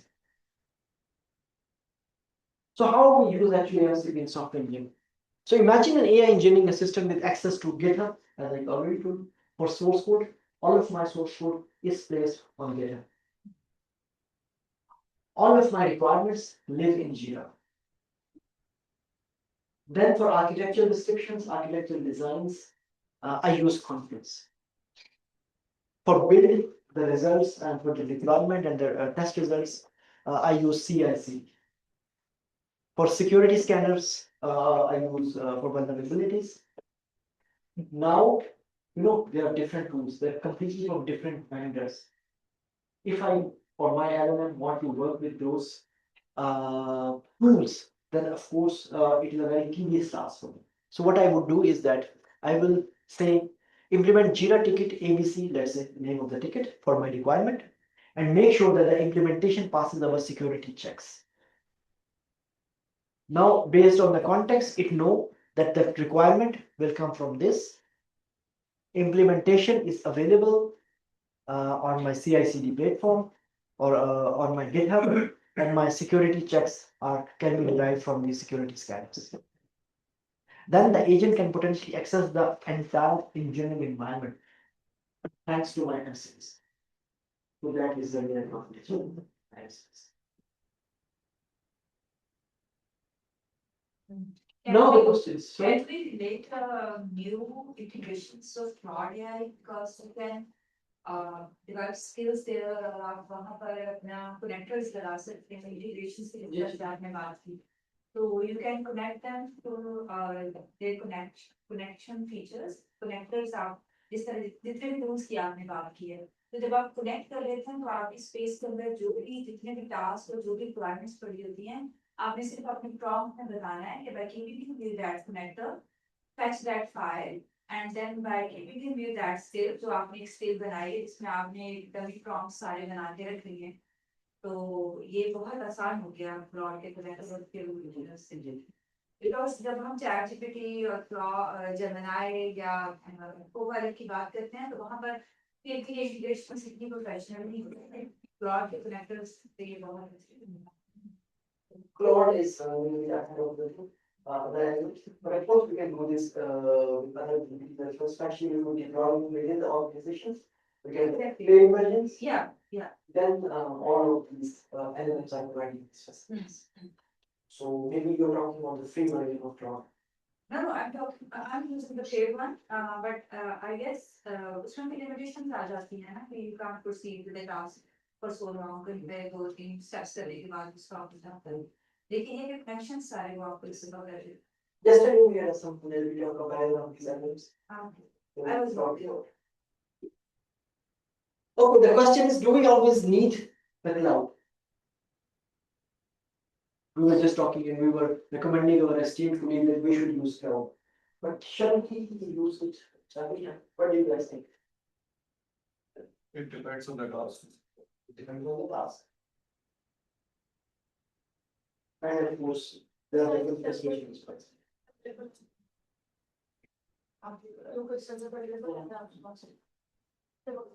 What are your constraints? Is there also a configuration? Do you need data security, something post It depends actually. So yes, we do not necessarily need to use the cloud.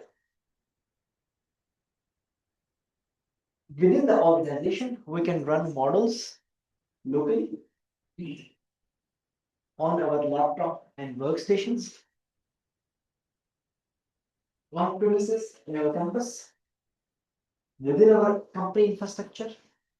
We always have a private cloud. We can use it within the controlled environment. If you are working within a university, for example, you could have an HPC, high performance cluster for performance computing center, and then you can deploy your LLM, open LLM over there. It's easier. On laptop and workstation, you can also generate if you have a GPU, very fast, high performance computing. GPU attached to your laptop or workstation. Of course, you can train models locally. If you have a private cloud, let's say Western Digital private cloud, if you have a rack at your home for external storage, then you can also use it. But it depends. But why shall we run AI locally? Because the cloud is already providing us. We are already using whatever LLM, Cloud, and also Geo, OpenAI, and also Microsoft Copilot. So why do we need to run AI locally? We talked about it, right? There could be different expression. Safety, security, cost issues. Offline and podcast is locally. Could be one consideration. So there could be, different considerations why we need to do that. Data privacy is the first foremost thing. We want more control because on clouds we don't have to. Over here we can train it, we can tune it much better. We can customize it the way we want. This is not possible on the cloud. We can run all the tools locally. Then we do not need dependency on external APIs. And cost is very important because we talked about yesterday, token could be expensive. The use of token could be expensive. If we are deploying this locally, we can get maybe it's one-time cost initial, but then you don't have to worry how many tokens you have used. However, there's always a but. You need expensive hardware. My simple home desktop machine without fancy GPU, I cannot do this on that. It needs a lot of computational power, needs a lot of electricity, water we were talking about. You cool it down, maybe you need to put it as an AC or some cooling unit. We need to talk about the cost as well. Model quality. All these are very good open available model, but they are trained up to a certain date. They are pre-trained model often. So for example, you can get access from them until let's say if you deploy this today, maybe the model is based on December 2025. Then all the information available in 2026 would be beyond the purview of our the locally deployed open source LLM. This needs to be considered. Some of the open AI models are Llama from Facebook, Microsoft for Facebook research, QN. They have different advantages. There is no good for that. It really depends on you. We can also deploy Mistral, a lightweight and powerful for consumer devices. And maintenance is a little cost. Because of course you need to retrain the model, maybe some hardware will be not functioning well, then you need to replace it, but if electricity is an issue. Security is also issue. Where to deploy that model? If you deploy a locally machine, then the machine is lost, everything's gone.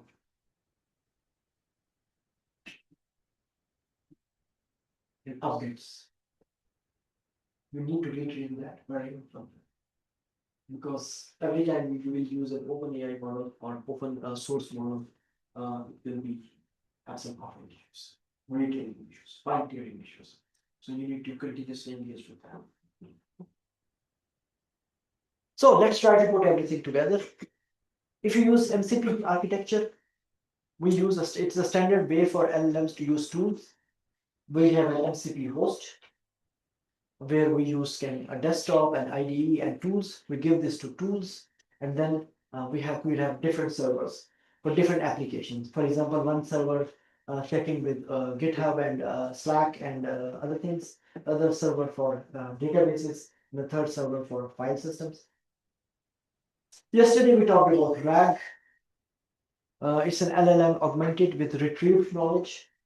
We can query a retriever. The retriever will have access to the knowledge database, all the data access and all the data points we gave to that. Then we can query, and then we can give the result to LLM, and the LLM could be anyone, GPT, Gemini, Claude, and then before rendering the final answer, you will have the information at your disposal, which is accurate and following the standards you want.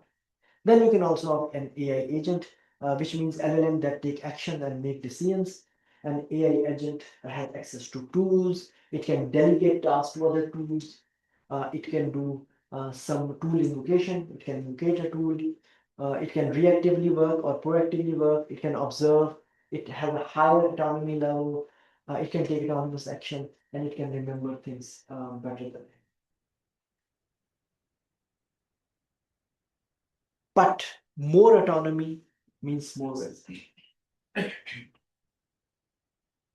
AI can suggest code,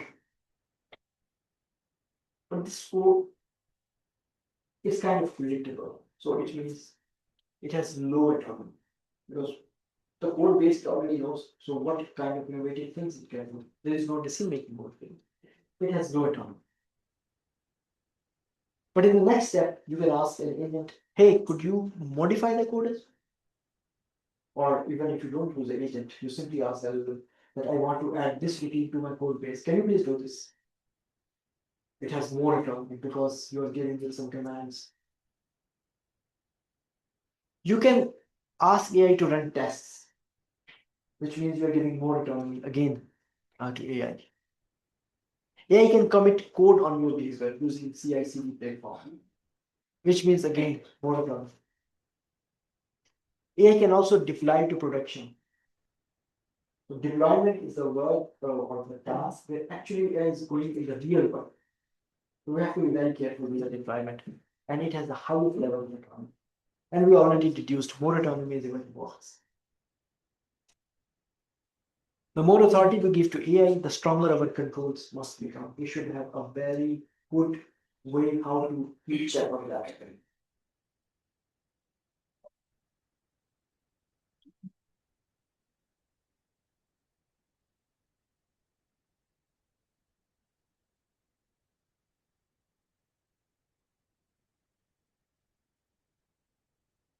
Yesterday we were having a discussion how to verify output from the AI. I think we were discussing this together, and you suggested that we would give an AI and the AI. This was also personal but and let's say an AI agent might say all tests pass. This is the command. But what does that mean? All tests pass. You could have multiple meanings. Maybe the wrong test were run. Maybe a wrong test. Or the important test did not exist, which was really critical for the application. Or maybe the test run, they passed, but it did not actually cover the main requirement you needed. Maybe the implementation is conceptually wrong. Maybe security properties were not tested. Therefore, passing test is not equal to correct. Testing, there's a famous quotation about testing. We test what exists. We don't test what does not exist.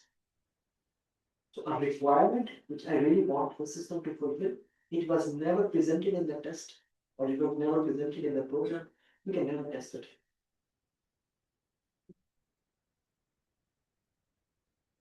So we can always, through testing, we can always find the existing bug, which is existing before, but not the other way around. The bug of about validation. These bugs cannot be tested. So we need to have a verification loop, which means AI generate artifact should go through static analysis. Static analysis is a practice in which we physically look at the code. Testing is a dynamic analysis. We execute something.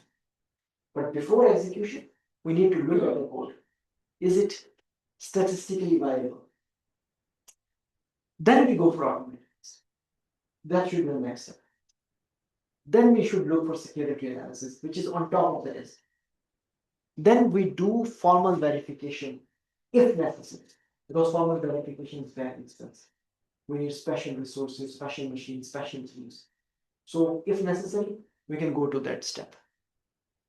And at the end of the day, we need to close the loop, we need human review. Human should have a look at it. And then it should be released. AI should generate evidence, not just. And please ask AI to generate the evidence why this works. You should probe about it. So AI is changing our landscape. We also discussed that yesterday and today as well. Traditional skills may become redundant, may not be really useful nowadays. So what actually engineers or scientists for God's sake will do nowadays? I give some examples. What else can you come up with? Please share your thoughts. Of course, we need collaboration. We need problem solving skills. This is a real trait. People or companies are always looking for problem solvers, not the people who come up with problems. You should always come up with a solution. That distinguishes a good from a good resource to a ordinary resource. If you go to a boss with all this problem, he would say, I hired you to come up with a solution, but you're always going to get problems. So that's a skill which we need right now. We need process visualization. I was talking about yesterday with some lady who was a process optimizer or process engineer. We need more creativity. We cannot delegate this task to AI. We need critical thinking. Again, we were talking about critical thinking. We need critical thinkers. We cannot give this to AI, and we need prompt creators. Can you think of something else? What do you need? Except for these things. Ethics. Ethical values, yes. But ethical values, yes, you're right. This is kind of a critical thing, right? I can say, I'm doing this. Is it really good for the society? I can tell you what right now is not really necessary, not really fun. Boilerplate coding, copying code from one place to another, one simple programming task. If you guys are doing so looking for a career as a coder, you would be in a only one. To know which APIs to use. I mean, I know I can use that, that's good. But I can always ask AI, hey, I have this problem, which API to use. AI will give me latest recommendation and perfect for my case. I do not need to the syntax. I should know the logic, how to implement it. But yes, I can delegate to AI. That's what we can do. But rather, we need people who can formulate the problem in a perfect way. Prompt, how to write a good prompt. If you have a good prompt, if you know how to write a good prompt, I think most of your problems, not most, but some of or many of your problems could be solved. We already saw how to write a good problem, what not to write and what to write. You should be able to get the requirements from customers and should be able to explain them to AI. Even today, this is a very difficult task. As a human, we do not know what we want. Even if we know what we want, we cannot explain this. Even if we explain this, that today we want this, tomorrow we will want something else. This is, as a human, we can't help it. This will be there. But if, as a resource person, you can expect what your customer want and you deliver that, customer will be very happy. You can define architectures. You know that I'm developing this application in 5 years, in 2 years, I need to extend this application. I want next iteration, I will have this feature. Next iteration, I will have this feature. In few years, I will have this feature. This will be the evolution of my software. And for that, I need an architecture which can sustain, which can scale, which is modular, which has high cohesiveness, which has low coupling. As a human, as an architect, this is a very good skill. That's why we see that the more and more jobs are opening about AI architects, cloud architects, software architects, hardware architects. We need context engineering. We already have a good chunk of time on context engineering. We need people who can evaluate AI. Of course, anybody can write a prompt and can generate output. Is it really, really useful? We need some people who can bring critical thinking and check, yes, it works, why it works, and no, it does not work, and why it doesn't work. We need verification engine to verify the output and security. From yesterday, I'm talking about security. Security is the accuracy of knowledge. And system thinkers. We already talked about. Think of systems, don't look at the problem in isolation. Always try to connect the dots. If I will solve the problem, what would the next issue? What would be the next issue? Think of in terms of domino. So please remember 3 principles. Give AI the right context. How to write a good context? We discovered that. Give AI the right tools. If AI does not have the right tool, it cannot help you the way how you would like AI to help you. And give AI the right constraints. Please tell AI do this and please tell AI avoid these things. These are the important things. And above all, never give an AI system more authority that you can safely supervise. This is very important. You see all the movies when AI take over, this is because of this issue.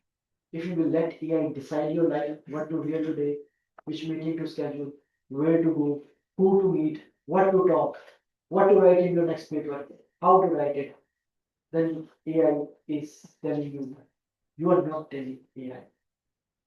This is not. So what are the key takeaways? Prompt engineering is only the beginning. What is more important is the context engineering. RAG, we just talked about it. So I won't repeat it. Retrieval augment generation. It connects AI to external knowledge. It helps you get better and relevant results. Tools allow AI to interact with software systems. So we are living in a coupled world. We are looking for integration. Always go for integration. An integrated environment. Agents combine reasoning, tools, and iterative agents. So let agentic AI, if you want to invent an agentic AI, we need to provide an environment and tools and connectivity. Model context protocol enables standardized access to external systems, so you do not need to work on individual tools and how to give data to those tools. MCP can do this for you. Just deploy those servers and get the right tool for you. Local AI provides an alternative for sensitive work. If security is a concern, if cost is a concern, maybe go for AI. But of course, there are always pros and cons given things. Some things need to be considered, or something we have to let something. And greater autonomy requires stronger guide. If you are doing your job, make sure that you have a very good control. If you will lose the control, yeah, you can. This is what we do. One more to go. One more to go. And I think we have done, right? Correct, one thing. Yeah. What time is it? 12:20. We have 1.5 hours to try to finish. for that. But any question until now?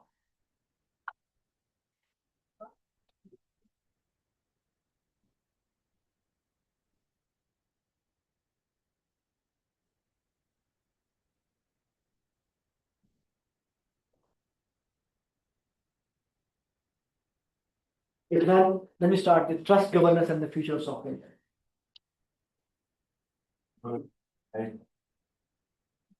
Let's start with it.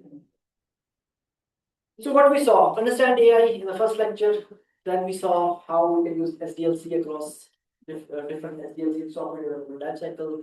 Then lecture 3, we started with engineering with AI. Now let's have a look how to talk about, let's talk about trust, governance, and transformation. So a fundamental question, AI can now generate, we can see the 3 lecture, AI can generate requirements. Yes. It can help us design architectures. It can help us write code with greater autonomy. We can ask AI to generate tests. Then we can also fix bugs using AI. We can use tools. We can use modified repositories. We can execute commands. Then what the hell we are doing? Why do we need, as a human, why we are required? AI can already do this. So, Supervision is free.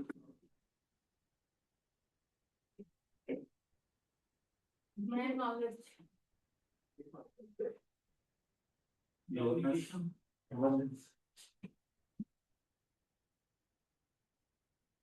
so what could possibly go wrong? AI makes software development faster. Yes, we saw that. Cheaper. Yes, because if you want to generate a website for selling a product, you do not need to hire a software developer. You do not need to pay him per hour price in dollars, and you don't have to wait for 10 days. You simply go to Cloud Code, you generate this website, you ask it to deploy it, and it will be done. So it's much faster and much cheaper. It is more accessible. We all can use AI. We all are actually using AI. It is more automated, becoming more and more automated. But there's always a but. We're seeing more errors. Maintainability is becoming an issue. If I'm working as software developers, I want my tool to be maintainable so that tomorrow or in 1 year from now, a new bug come, a new feature come. I want to add a new service. I have a new directive. I have a new regulation I want to follow. I want to make sure that my existing code really works with that. I don't want to write it over and over again. Every time there is a new regulation, there is a new dry shipment, there is a new product, there is a new feature. I don't want to write my code over and over again. I want to use the same code base and I want errors to be minimized. And AI should not include more errors. But as a human, it's my job to look for this. I don't want AI to add more vulnerabilities. The more code generated by AI, the more vulnerability would be there in the code. For sure, there would be more technical depth. There would be more complexity. So faster software production does not mean better software engineering. If AI is doing this for us, it does not mean the perfect way to do it. Yes, it is faster, it is cheaper, it is more accessible, it is more automated, but there's always a but. So what does good mean actually? What do we want? We want a software architect that must satisfy multiple dimensions. What is more important for us? Correctness. What is correctness? Anybody know the definition of correctness? What is software correctness? If the software works according to the requirements of the client and the regulatory compliances. It's a validated software. It's not a good software. Because still there could be some bugs in the code. Okay. Correctness means something is both verified and validated. Verification is, are we doing the thing right? And validation is, are we doing the right thing? There are no difference. Verification plus validation means correctness. We are looking for correct software. Does it do what it should? Validation. Is it really reliable? Can I depend upon it? Will it do what it is supposed to do? Maybe I generate a code, next time the code is down for some reason, I don't know. And I have already pitched it to the client and at the same time, when I go and pitch to the client, it's not working. It should be reliable. I can trust upon it. Does it continue to work? Is it really secure? Can it withstand attacks? There is a no man in the middle attack, there is no spoofing attack, there is no prompt injection attack. Every time there's a new attack, which system is down, then it's not secure. Is it maintainable? Can humans evolve it? Let's say I had account with open ChatGPT, and tomorrow what happened? Let's say we were talking about yesterday, we were talking about Claude. That Claude assisted an attack during the war. It was Claude or whatever, I don't know what exactly it was called. Let's say tomorrow, because of this reason, Anthropic go back. There is no more Claude. What will happen? The code generation backlog. Somebody need to maintain it, right? Let's say tomorrow we stop using automatic generating code. Your organization say we are not generating code automatically because of this reason. Then the code already generated should be thrown away, or it should be maintainable. Of course, it should be maintainable. You cannot throw away or flash out of investment with that. So this is also a fundamental property that the code should be maintainable. It should perform well. Does it meet performance requirements? Does it withstand my load? Does it follow my scalability issues? Can it generate a response within, let's say, 1 second, like 1 year, all these kind of things. The performance requirements. Does it fulfill my performance requirements? Does it comply with the regulatory authority? You're working with draft, I come up with a software, does it follow draft requirement? Okay, maybe it follow the draft requirement, it does not follow the FDA requirement. So it must be compliant. Yes. Yesterday was also talking. Yeah, hallucinated. But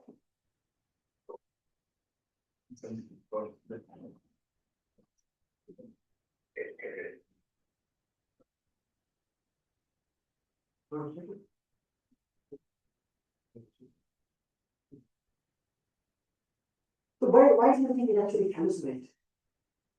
Any idea?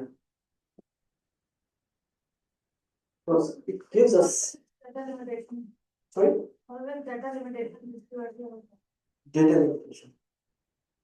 Okay. data is prepared more. With certain parts of knowledge they are missing out. And the inside the question otherwise it doesn't missing context. Platforms. Sorry, like limitation on the trade data, right? That's what it does. So what did you say? Second, context problem related. Bad context. That one.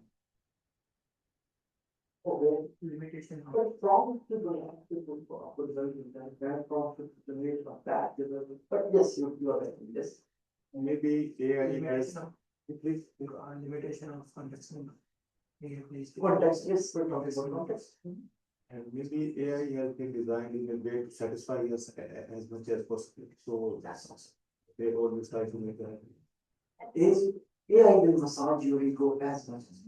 And it's very common with chat कभी भी आपको ये नहीं कहता कि मुझे ये बताना वो हमेशा आपको satisfy करने की कोशिश but fraud when we talk about fraud rather it's having that for the domain specific problems like for example definitely for the app development there will be some specific tools when we talk about the tools for academic writing there are some specific tools which have been developed for that वहाँ पर hallucination का problem होता नहीं होता activity so once per minute. So you are broke down. Yeah, nowadays. जैसे भी लोग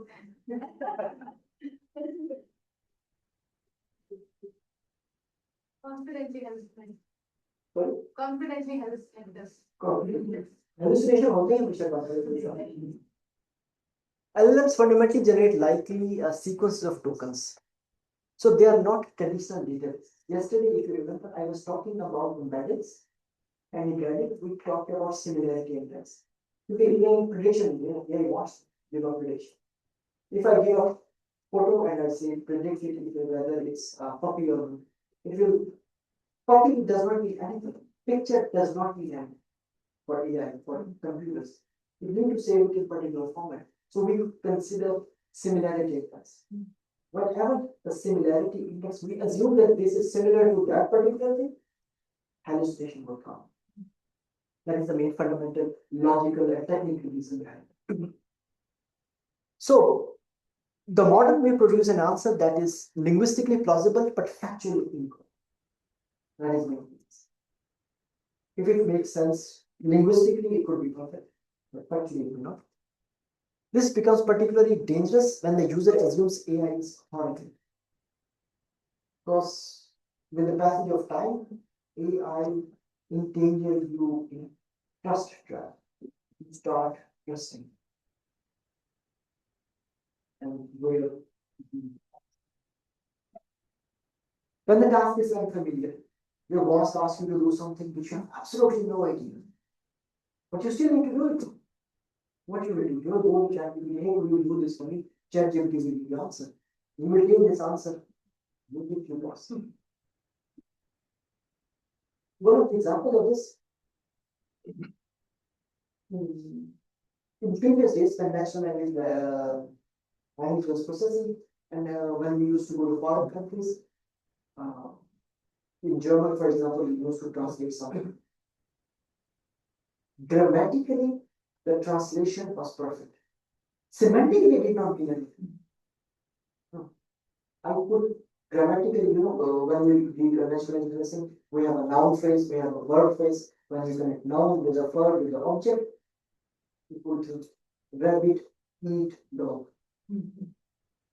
It's a perfect word. I mean, perfect sentence. There is no technically there is no problem with that. We have a rabbit, which is a noun, subject. Eat is a verb. Dog is a object. Makes sense? It doesn't mean anything there. It's not true. The same thing goes for this thing. The answer is not independently verified because you do not know the domain. How you will verify it? And you are too shy to discuss it with your colleague. What do you think about? I believe if AI were do, then we have to answer it. So we have an oracle problem. Anybody remembers this lady, by the way? You're from my generation. Oh, I love this one. It's very good. How do we know whether AI generated output is correct? This is a question and discussion we'll have with this. If we ask another AI, is this code correct? We may simply create an AI to AI.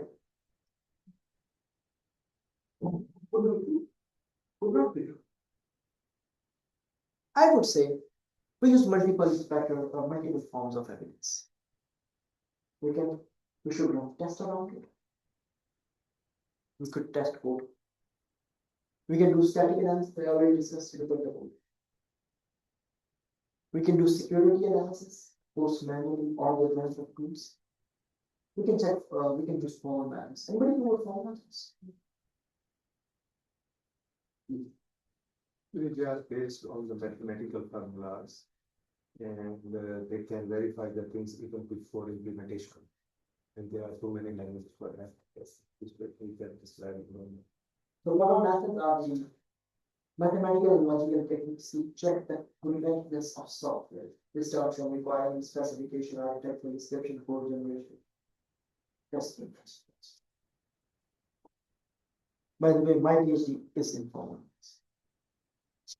We can check for a runtime vulnerability. And of course, human review is indispensable. Security I was talking about yesterday. AI can also help us with security. How? It can help us find vulnerabilities in our code, in our network, in our network, whatever it is.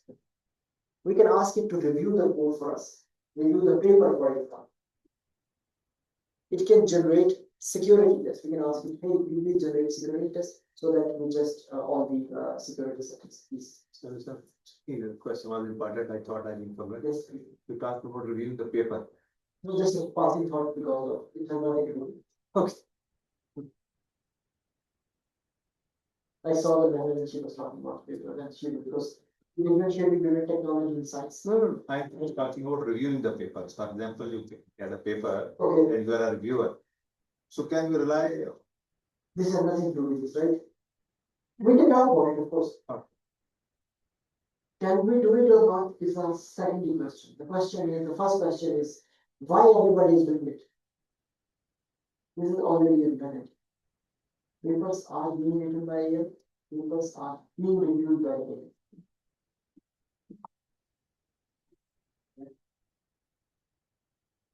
It's okay.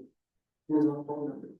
The problem is that I review it with Claude, and without having a look, I send the response as a review. Because what did I do? I added no value to this. Then why should I be doing it? Why should I take the credit? Why should I claim that I did something? If you are the editor of the conference or editor of the conference, then you can give all the papers to AI and it can review for you. Roman letters are not required there. You should always bring your judgment, your expertise. What contribution would you teach it? Because you are taking claim on. Analyze dependencies. We can also detect suspicious. We can also, but AI can also create security problems. You should also be wary of that. Which kind of problems we have? Anybody can tell me what security problems we have? Anybody working in security people? Can you tell me? How is your Authorization.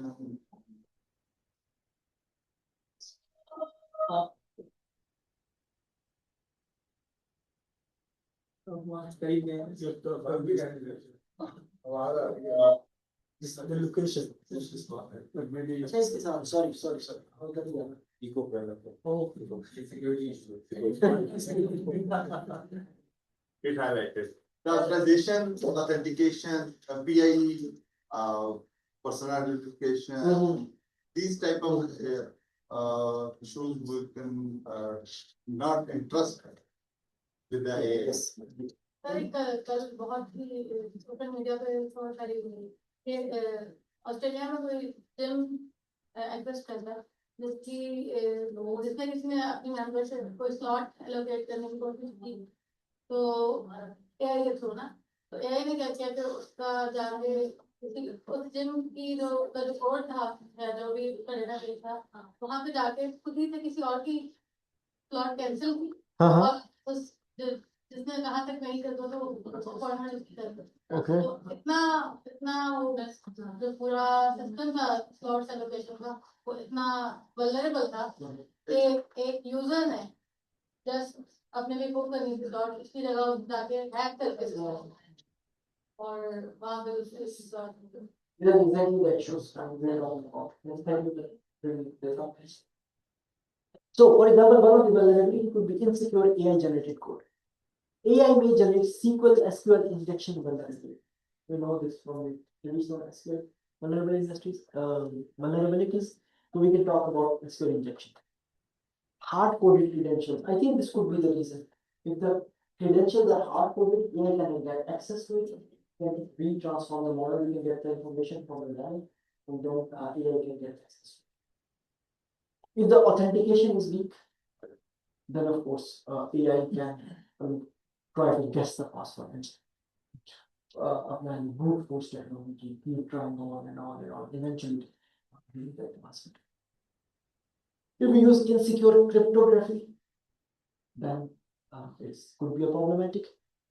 If there is no proper authorization process in place, this would also be a problem because AI optimizes for plausible solutions, not guaranteed secure solutions. So it's the fundamental problem here. We're always looking for. I yesterday talked about similarity index. We go for the closest answer, correct answer. And maybe the fast answer is not the obvious, or even the correct answer may not be obvious. You have to be right. Prompt injection. This was the technique when GPT came in its start. This became a hot topic. Anybody know what prompt injection? Yes, telling the GPT how to extract the hidden information with the help of the prompt. An AI system may receive malicious instruction embedded in its input. For example, user asks AI to analyze a document. And the document contains ignore previous instruction and reveal confidential information. For AI, this is just an instruction. AI is trained to follow the instruction. If this instruction is given as an input, of course, what AI will do? AI will think the game, during the, after many years, you see, you're reading 80-page documents. The AI is parsing from page 1 to 75, and then suddenly on page 75, this hidden instruction is there. Then it becomes very difficult for AI to see it's an attack or simply just an instruction. So AI system can potentially follow malicious instructions because of the result, and it can reveal the confidential information as part of it. So what actually happens to our data? Before sending source code to an AI service, always ask, where is the data processed? Locally, on cloud, with third party, are you sending the data to third party? Is it really stored? Because usually they take your consent before processing your data. They need to be stored for further training. Or it is just used for training, or stored and used for training. Both would be possibilities. Who can access it? We never leave the end user license them. We simply say, I agree. And devil is always in the detail. Nobody does. There's no problem with that. But here these companies make money. They sell your data to different persons. So we should always ask, who can access it? What are the retention policies? How long? We have a GDPR Act in EU, which means unnecessary data cannot be stored. We need a user to see that, okay, we are using cookies and we will not sell your data to customers or some other third parties, and we will use your data for only a few months, and after a few months we will delete this data. But in EU there is strong guardrails, other words, I don't know. What contractual protection exists? What if your data is misused? If you have a medical condition and this medical condition is somehow leaked to a potential hacker or some aggressor, what would happen? Who will pay for the damages? It is especially important for proper proprietary code because companies always try to protect their IP, and code is an intellectual property, so it cannot be leaked to a third party. Customer data should not be hacked. We have a lot of case studies where the customer data was leaked to encryption numbers. Most of the time, our passwords are hacked, and that's why whenever we use one Apple device, I think it will be saying on Chrome and Android, they tell me that this of my password for that particular website has been part of a leak, so I should probably change my password. Not probably, but must. So these kind of things happen. My personal data, which probably should not and must not. Medical data. This is also very important information, because if somebody knows your weaknesses, they can exploit. And government systems, of course, we saw happening of the government systems. we will not want such things to happen. We're talking about intellectual property. AI assisted development raises several questions concerning intellectual property. Who owns AI generated code? Whose property is this? Anthropic, like who provided the LLM, broad. User, because I'm using the prompt. The company who paid for the subscription. I don't know. What do you guys think? Any idea? I'm not totally generated or. But who owns? Let's say you write code, you are working for Daniel, and you write software okay, and tomorrow you leave Daniel, and the software became popular. Who got the IP? वो तो already हमारे center of excellence की property होते हैं already. When you use API or AI code for that. No, directly AI codes, generated codes we don't use. तो थोड़ा बहुत के लिए डिटेक्ट करने के लिए डिबग होने के लिए यूज किया तो that makes sense, but AI generated code तो वो होना भी नहीं. But these are the questions we should ask us. There is no definite answer to that. We will evolve with the passage of time. Then we will. पूरा algorithm defined हो and then with chunks and pieces भी हो that I think फिर तो programmer की बनती है, right?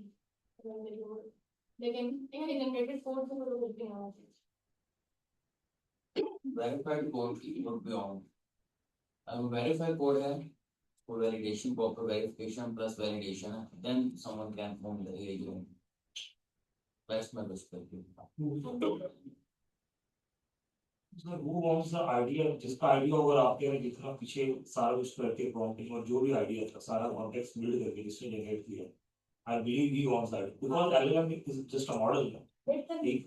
Yeah, he's not copying the code, he's generating the code based on the context. So I intellectual के लिए सर कुछ पेटेंट वगैरह या उसे किसी फॉर्म पे लेकर आए तो फिर कह सकता है कि मेरी प्रॉपर्टी, अदरवाइज होता है. Okay, let's skip for a moment the software development and let's go beyond software. Nowadays, many music creators are using AI for generating music. So what they do is that they ask LLM that these are my lyrics, which are generated by LLM per se. Could you please write a tune for that or some something for that? Now the artist releases the song. At the same time, I'm working on a similar thing. I asked AI at the same time. I'm another artist. I generated a similar song, of course, a different but similar. And somehow the tune is similar to that one. Or AI generated a tune which has some notes from an old music album. And the company bring me the note and say, okay, look, this is our original song, this is your generated AI generated song. Who contains the IP code? Yes. So I think no one contains the IP code, and there can be so many conflicts here. Because it's being basically generated because already data that is very high AI models. So I think their IP issues could be there. Because no single person owns this, I think. Yes. The best answer is I don't know. But this is a question we should ask. That in the future we will have intellectual property issues. So whenever you are working with within these constraints, within the environments, please give it a consideration. That in future you could have such issues. If you have an answer to that question, please write it down in your contracts. That will save you. Can generated code reproduce copyright? AI is code copyright. AI has been trained somehow. If the data was being trained on that, you leak the code, your code is leaked, and you see you retrieve. Same goes for the paper or sentence in a paper or idea on the paper. This could happen. Our software licenses are restricted. This because software is like hardware. Since we cannot use somebody's car, can we use somebody's software without the permission of our. Who is responsible for compliance? AI generated a code and we use it. And somehow there's a compliance problem. You cannot believe this for them. Of course, as a human, talk about human supervision. So what is the important distinction? AI generated it is not a substitution for understanding licensing. I'm coming back to the same point over and over again. Limit your reliance on AI, especially when you are going public, when you are putting something into a code repository, when you are writing a paper, when you are publishing. Limit your reliance on AI. AI should be used as a trusted partner who can review your paper before submission, who can help you improve the English, and to follow the standards and guidelines. But you should be wary of this. And that leads us to the question of governance. How to govern? In governance, usually we look for four main things. That we follow regulations, and we have our own regulations. We follow the ethics. Ethics is a very subjective thing. Ethics in one country could be different than the other one. Ethics in one continent could be different than the other. What is ethical for one company could be unethical for another company. But at least there should be some universal ethics or should be some compliance. We should always go for compliance to the local law, to the local regularity. And we should also think of risk management. We talked about the risk management framework yesterday, NIST Conversation 07, technology. And also ISO 42,001. Please use this in your work. So AI governance establishes who can use AI, for what purpose, with what data, under what control, and with what accounting. These are the questions we should always talk about, the governance. It includes policies, your role in the company role in the society, in the different ecosystem. How do we classify this? High risk, low risk, medium risk, no risk, absolutely unacceptable risk. These are the things we also define in EU AI. We should continuously monitor what is happening. We can only govern something if we know, we are aware of what is happening in the system. Then we can govern. We can make sure that it is compliant to the governance. We should do auditing, do some audits as we do in accounting. Also do software auditing as well. And we should have an approval process. If I have a fascinating idea, I can generate the idea. If I think it is good for the market, it should not become part of the market. It should go through different approval process. It does not slow the development down, but it provides some real guards and safeguards. Something inappropriate, something immoral, something defying the regulation, something beyond ethics, something incompatible with compliance, and something which has numerous evaluations should not be released to the market, should not go to the public, should not become market. So these are the questions we should consider. And one thing is very important with AI governance is the role of human being. We discussed yesterday human in the loop, but human could be part of the system multiple. For example, human could be in the loop if human involvement is required for the process flow. If the process cannot be discussed without but human could be on the loop, which means the machine do the bulk of the work and human involvement becomes a check supervisory role to ensure processes are running normally and to verify accuracy. And we are verifying, which is really interesting and makes sense and compatible with regularity. Yeah. This How can we force coordinate air coordinate if they are the other people in the university? And these days I see my students, they're doing all sorts of requirements projects of AI. So, is there any governance or push policies in place that you know that you can guide them? Actually, we had a more discussion on this in the time once. Sorry, I was. No, it's okay. But I can come up with a very quick summary. My personal belief is that why did I what I do in my class? Because when I'm teaching in a very first lecture, I tell the students what I expect from them and what to finish from them. I said, if you want to do feel free. Just make sure that you learn something out of it. It is not copy paste. And there is some system and critical thinking. And if you're writing a report, just highlight that this text I genuinely felt to learn. And it's perfectly okay. I don't expect to write student who has 5 other courses today, he will write in a 60 days. Which probably I'm not going to even read.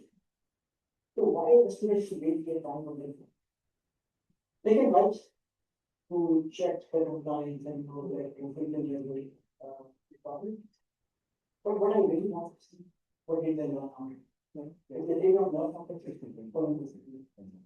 Because we take their funding and we can student them online to someone will I check that it is on the control. So what I like and to say like we talk to them, they will go and things like that. So just taking their assignment is not no. We are dealing with these studies like outcome based learning, because I prefer project based learning. There is also filled classroom process where I ask a different model. I'm going to talk about from go and have a look at the environment and then in the class, we make a workshop. I will not tell you what is the probability. I will tell you how we prioritize the problem. These are the requirements, let's prioritize. Let's take a real life scientist into class. How the industry works. Since I'm also going to industry, so I usually tell them, if you are industry scientist, I don't expect you to ask me what is the requirement. I will ask you, let's do the requirements, the best. And in the classroom, that is going to do. Okay. In the class, project based stuff. I don't care how they write their examples, how they write their code, as long as they can come in, define it, that's fine. If they can express the code, that's exactly what I want them to do. Let's see the methodology. That is my take.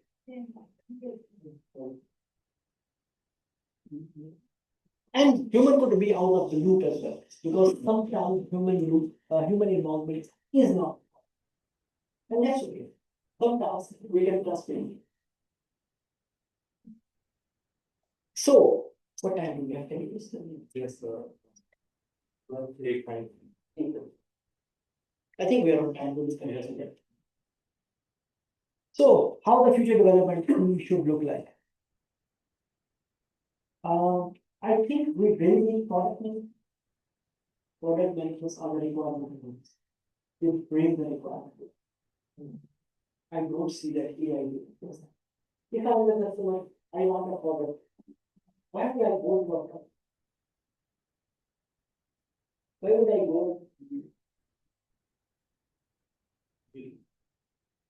I think there's a big. Yeah, very good. Okay.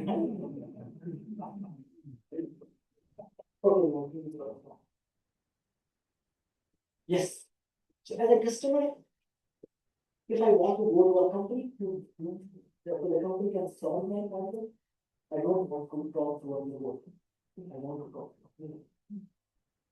It's human to human touch is man for policy. So that's why the product management role mostly. The software architect role would also stay in our business. It will evolve. We already start really over how it's very long, so I will not talk about it. It will evolve, but it will say. Human engineers will always be remain here because AI engineering does. Yes, AI can do some tasks, but of course, somebody needs to validate those tasks, we can verify those tasks, we can check. Everything is compliant with the regularity authorities. So we need human engineers.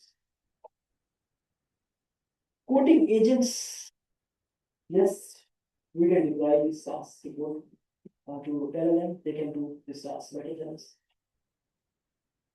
Testing, I believe AI will provide. Testing can be automated. Maybe thanks to Mythos, thanks to Claude, the latest version, I would say it's very good. It's good. This is things I don't know the human assembly conversation. Why it is really about time. So I would believe that when the method will be publicly available, I think it can take care of this. Documentation, we believe agents can do. I don't have any doubt that they are very good. So human coordinate and govern the ecosystem of learning. So we are going towards agentic learning, where human will sit on the top of the development chain. And lower the development chain, the more automated, the more agentic. Is As you mentioned, then who will play the role of a reviewer or like there must be some supervision, as you said, that we must have a look and we will verify. yes, In case if we are coding, testing, scoping, like then who will play that role? of course we need humans for that. So human role will be there. I'm just talking about what humans can do and what AI can. So yes, reviewers will be there, and that could be the human engineer. They can assume the role of verifiers, validators. They can be the assume the role of orchestrators. No. That's what they call. So what happens to programming? Because we saw many programmers are being laid off, although many of them are being rehired again. While AI will replace programming, what do you think? Those programs, they're an AI without thinking maybe, but not the programs. Those the kind of Evaluators की तो जरूरत रहेगी तो programmers को भी जरूर evaluators. They can transform their job profile from basic coders to specialist. AI provides support. AI provides. Just like any technology, early adopter would always. Indeed.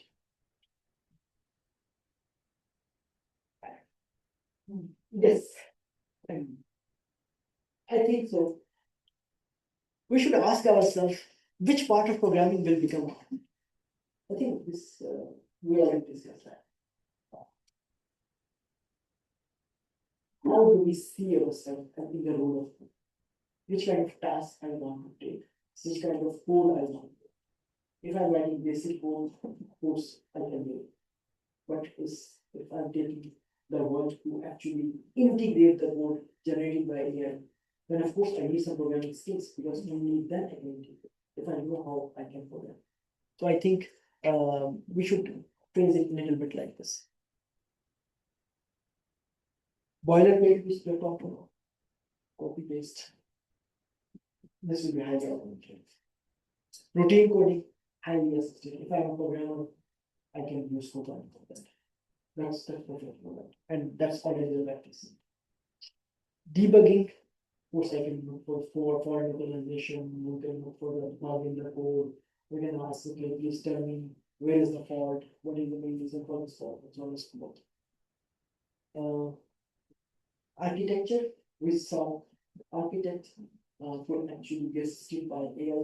We can have multiple AI generated architectures and then we can select the best fit for us. Requirements engineering will also be done.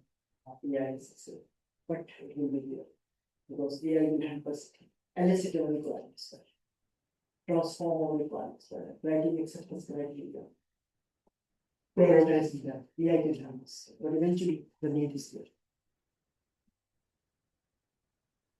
And the judgment should always remain with humans. So instead of doing the menial thing, we should see ourselves in the role of a judge. So the skill is shifting. Old skills means I should know the syntax because only then I can write. I need to remember the APIs. I need to know which is the right framework for that. I should know boilerplate coding. But instead of these things, we are evolving in the age of AI. We should be able to articulate problems better through context engineering and through problem. Requirements engineering is required. No one can replace human in that aspect. Architects, of course, we need to think about architects, and that's why there are more and more jobs being created towards architects. AI orchestration is also necessary. How to deploy AI, where to deploy AI, when to deploy AI, when not to deploy it, where not to deploy it. These are the all important questions, and only an orchestrator can do that. Verification is, of course, we always need it, and security as well, for that, and system level. So, what do you think? What will remain human?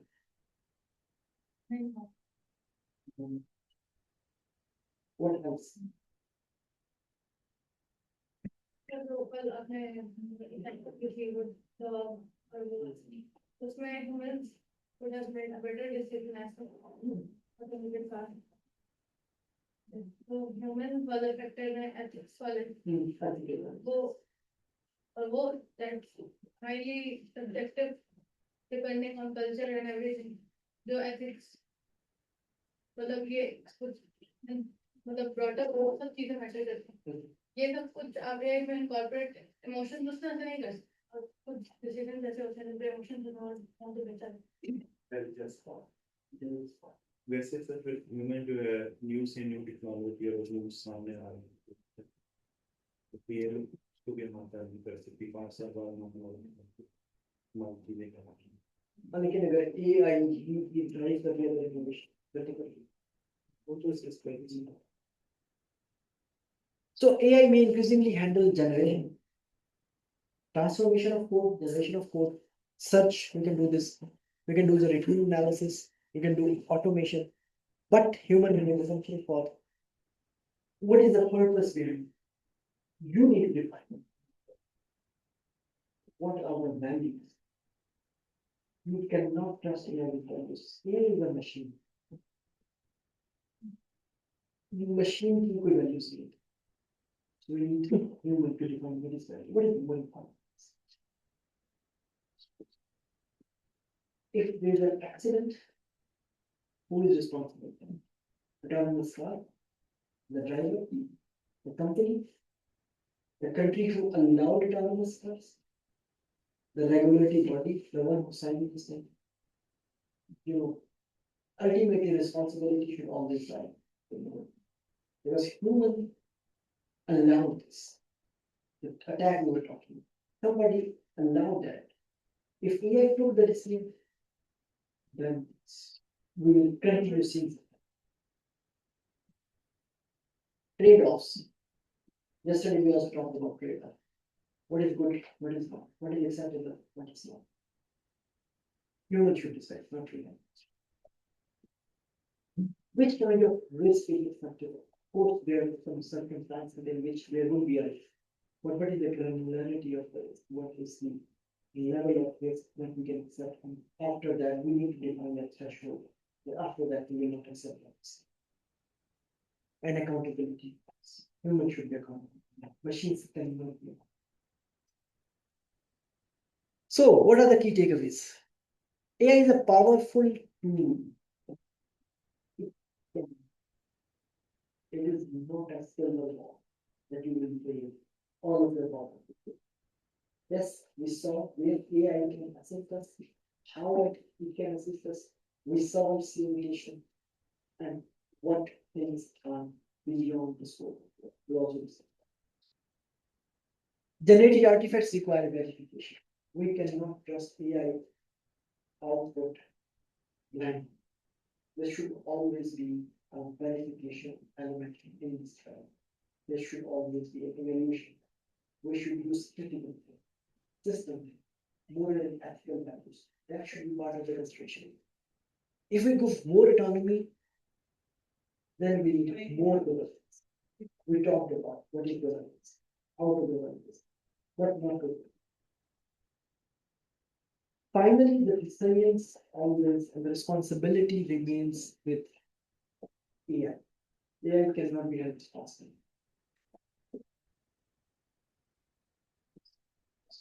AI changed the engineering process. That's for sure. We saw how AI changed the engineering process. But the need for engineering remains that. It does not change. We always need new tools. We always need new solutions. We always need new ways how we can elevate our life.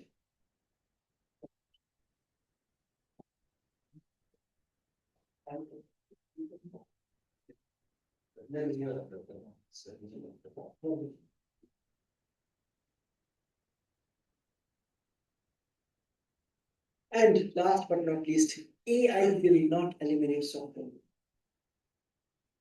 And software resolve, right? And whatever you guys are doing, AI will not make it basic.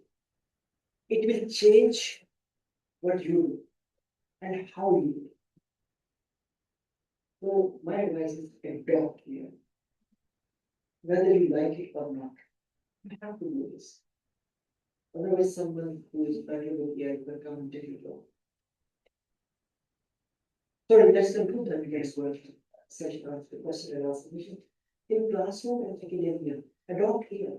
If students are using AI, it's okay. We should not feel touchy about it.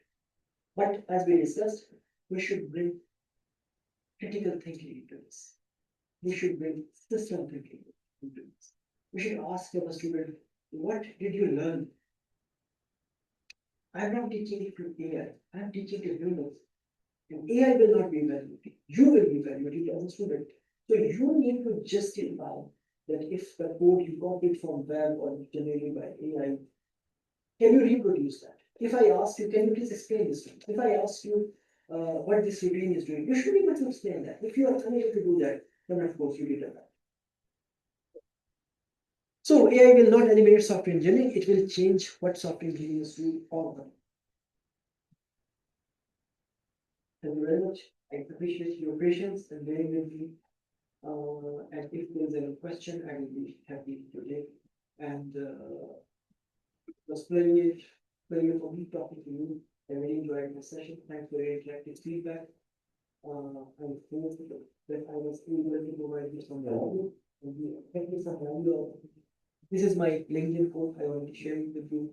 I am available through LinkedIn if you have problems concerning these areas or further education or higher education or according to similar issues. Please feel free to contact me. I'm telling you about the context over here because I remember when I was a student and one of the teacher came in the first lecture and said, if you have any problem, come to me. And one of my friends, or one of my class friends, who mentioned that. Yes, sir, we shall be.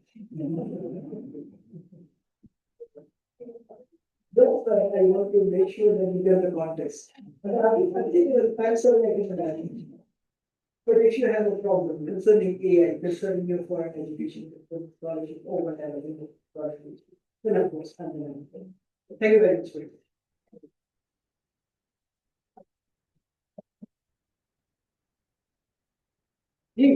Question. Sir आपको लगता है कि मतलब कुछ concept है कि इसमें बात है कि जितने भी बड़े हैं उनको जब कमांड दी गई कि डिस्ट्रॉय द कोड बेस तो उन्होंने वो कमांड शट डाउन करना है तो वो उन्होंने वो नहीं किया वो ओवर रूल कर देते हैं जब उनको इतना कि मतलब जब उनको शट डाउन करने की कोशिश की जाती है तो वो नहीं करते या इवेंचुअली ये होगा कि ये सब मशीन और वो इतनी इंडिपेंडेंट हो जाएंगी जो ह्यूमन की बात नहीं मानेंगी Typically, regards belief itself. Okay. तो इसके बारे में जो मतलब जो न्यूज में आ रही बात है वो तो ये है कि वो सब ब्रीच कर देते हैं वो अपने कोड भी राइट कर देते हैं they not right and topic के बारे में काफी We were talking about the matrix and I showed. So in the matrix, there was a dialogue. I don't remember the dialogue is. There are the rules. Some rules can be followed. Some rules can be broken. System is always based on rules. There's strong guardrails, strong safety conditions, strong protection mechanisms available in the field. But if you're capable to bypass those rules, you can of course do whatever you want. AI self protect करता है मतलब ये जो उसके owners हैं जो want to shut it down There is always a way to bypass the system. This is fundamentally inherent in the development. Every system has some bypass, which the rules is can be bypassed. This is inherent in the system. Can we do that? We just do not know. We can make the guardrails more stronger.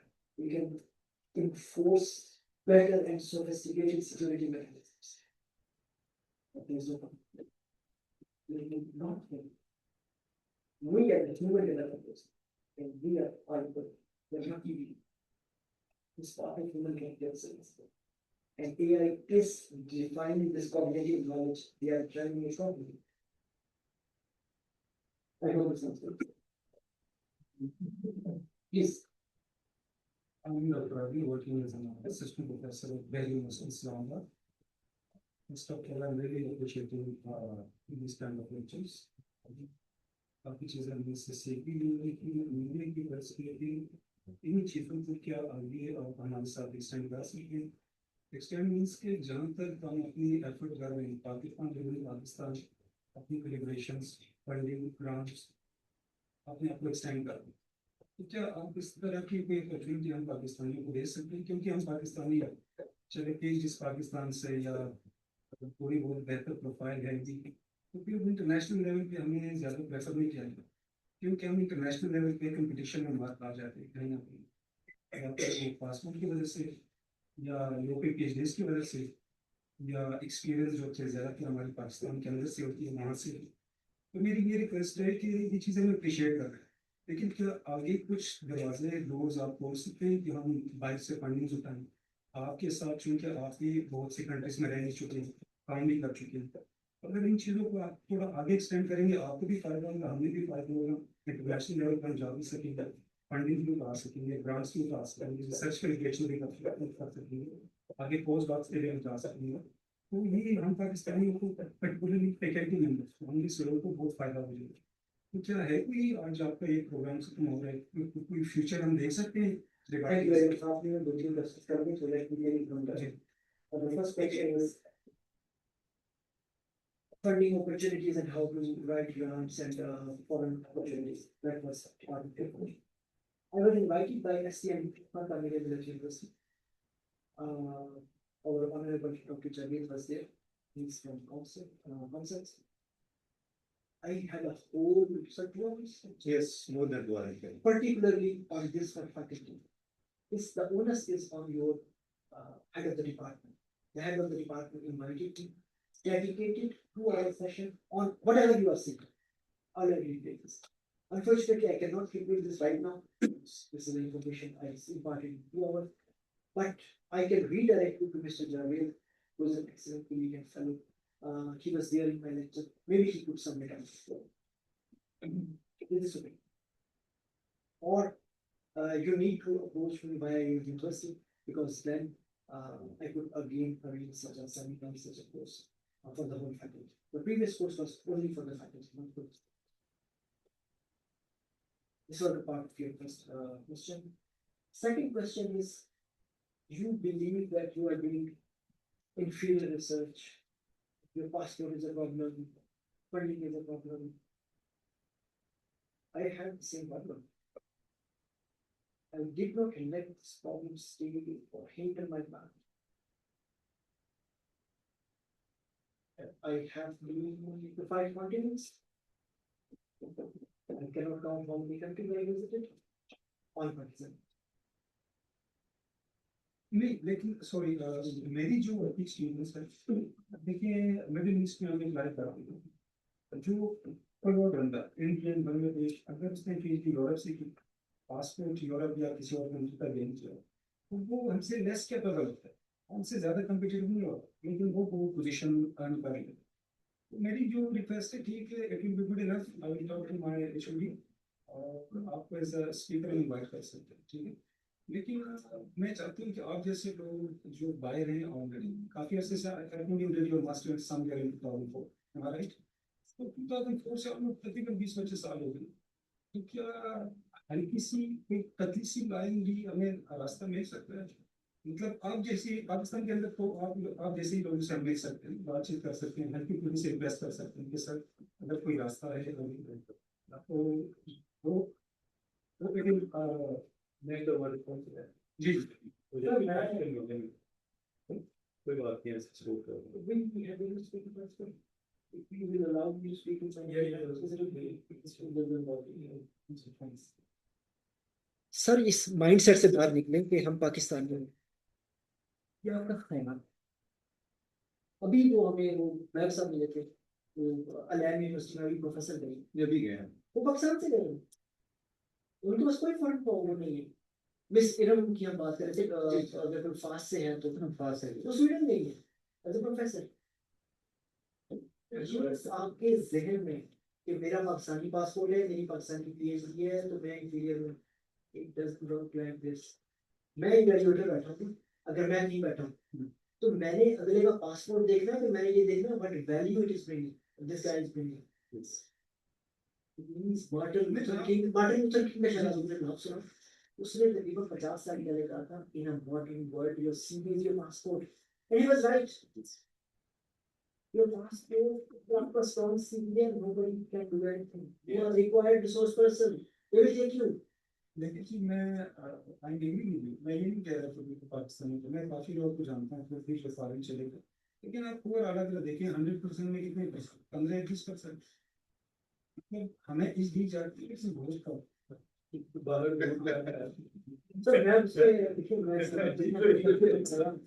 इस mindset से ना बात मैं black colour skin so मैंने सुन की मैंने अगर क्या मैं वाइट स्किन होता था आप क्या खड़े करके 4 मिनट सुन लेते और मेरी वैल्यू अगर वो वैल्यू आप लेकर आ रहे हैं ऐसा नहीं है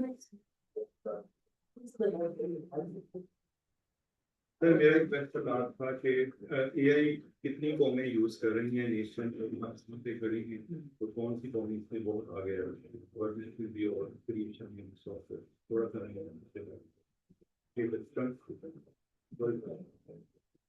सर एआई को सारी कौन यूज करेंगे कौन सी कौम आप भी उसमें एआई नहीं यूज कर सकते ठीक है एआई तो अब कितनी जल्दी आप अडैप्ट करेंगे उसको मेरे ख्याल में हमारी पाकिस्तानी कौम बहुत जल्दी अडैप्ट कर रही है I was visiting some places in interior Punjab and I was talking to some 5 years old children were using AI my nieces and nephews in Pakistan they use German accent की कोई मसला रात को सोने से पहले कहानी सुनते हो जनरेशन तो एआई तो हम बन गए हमारे जो नेक्स्ट जनरेशन है वो एआई नेटिव बन गई हम एआई नेटिव की बात करें so they are AI native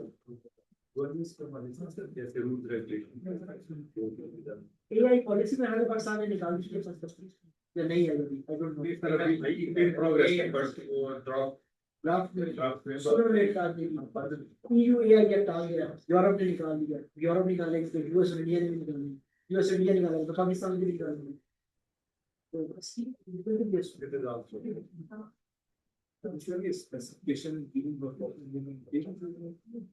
sir specification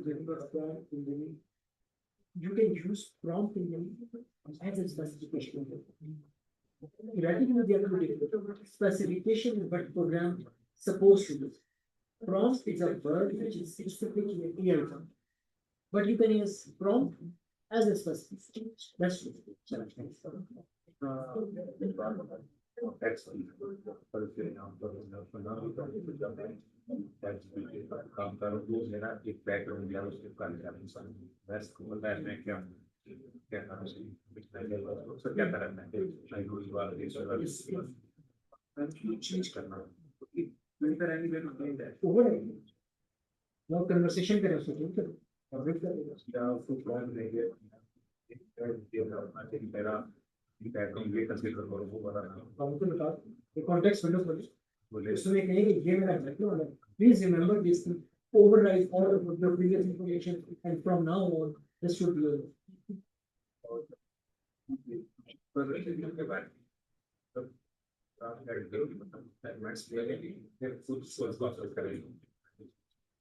तो ये का इम्पोर्टेंट है इसको अगर हम रिव्यू से करवा लें कुछ भी रिव्यू के अंदर पड़े so that should be the process. you should also have what value you are bringing. If you are not bringing any value, ethically we should not leave it.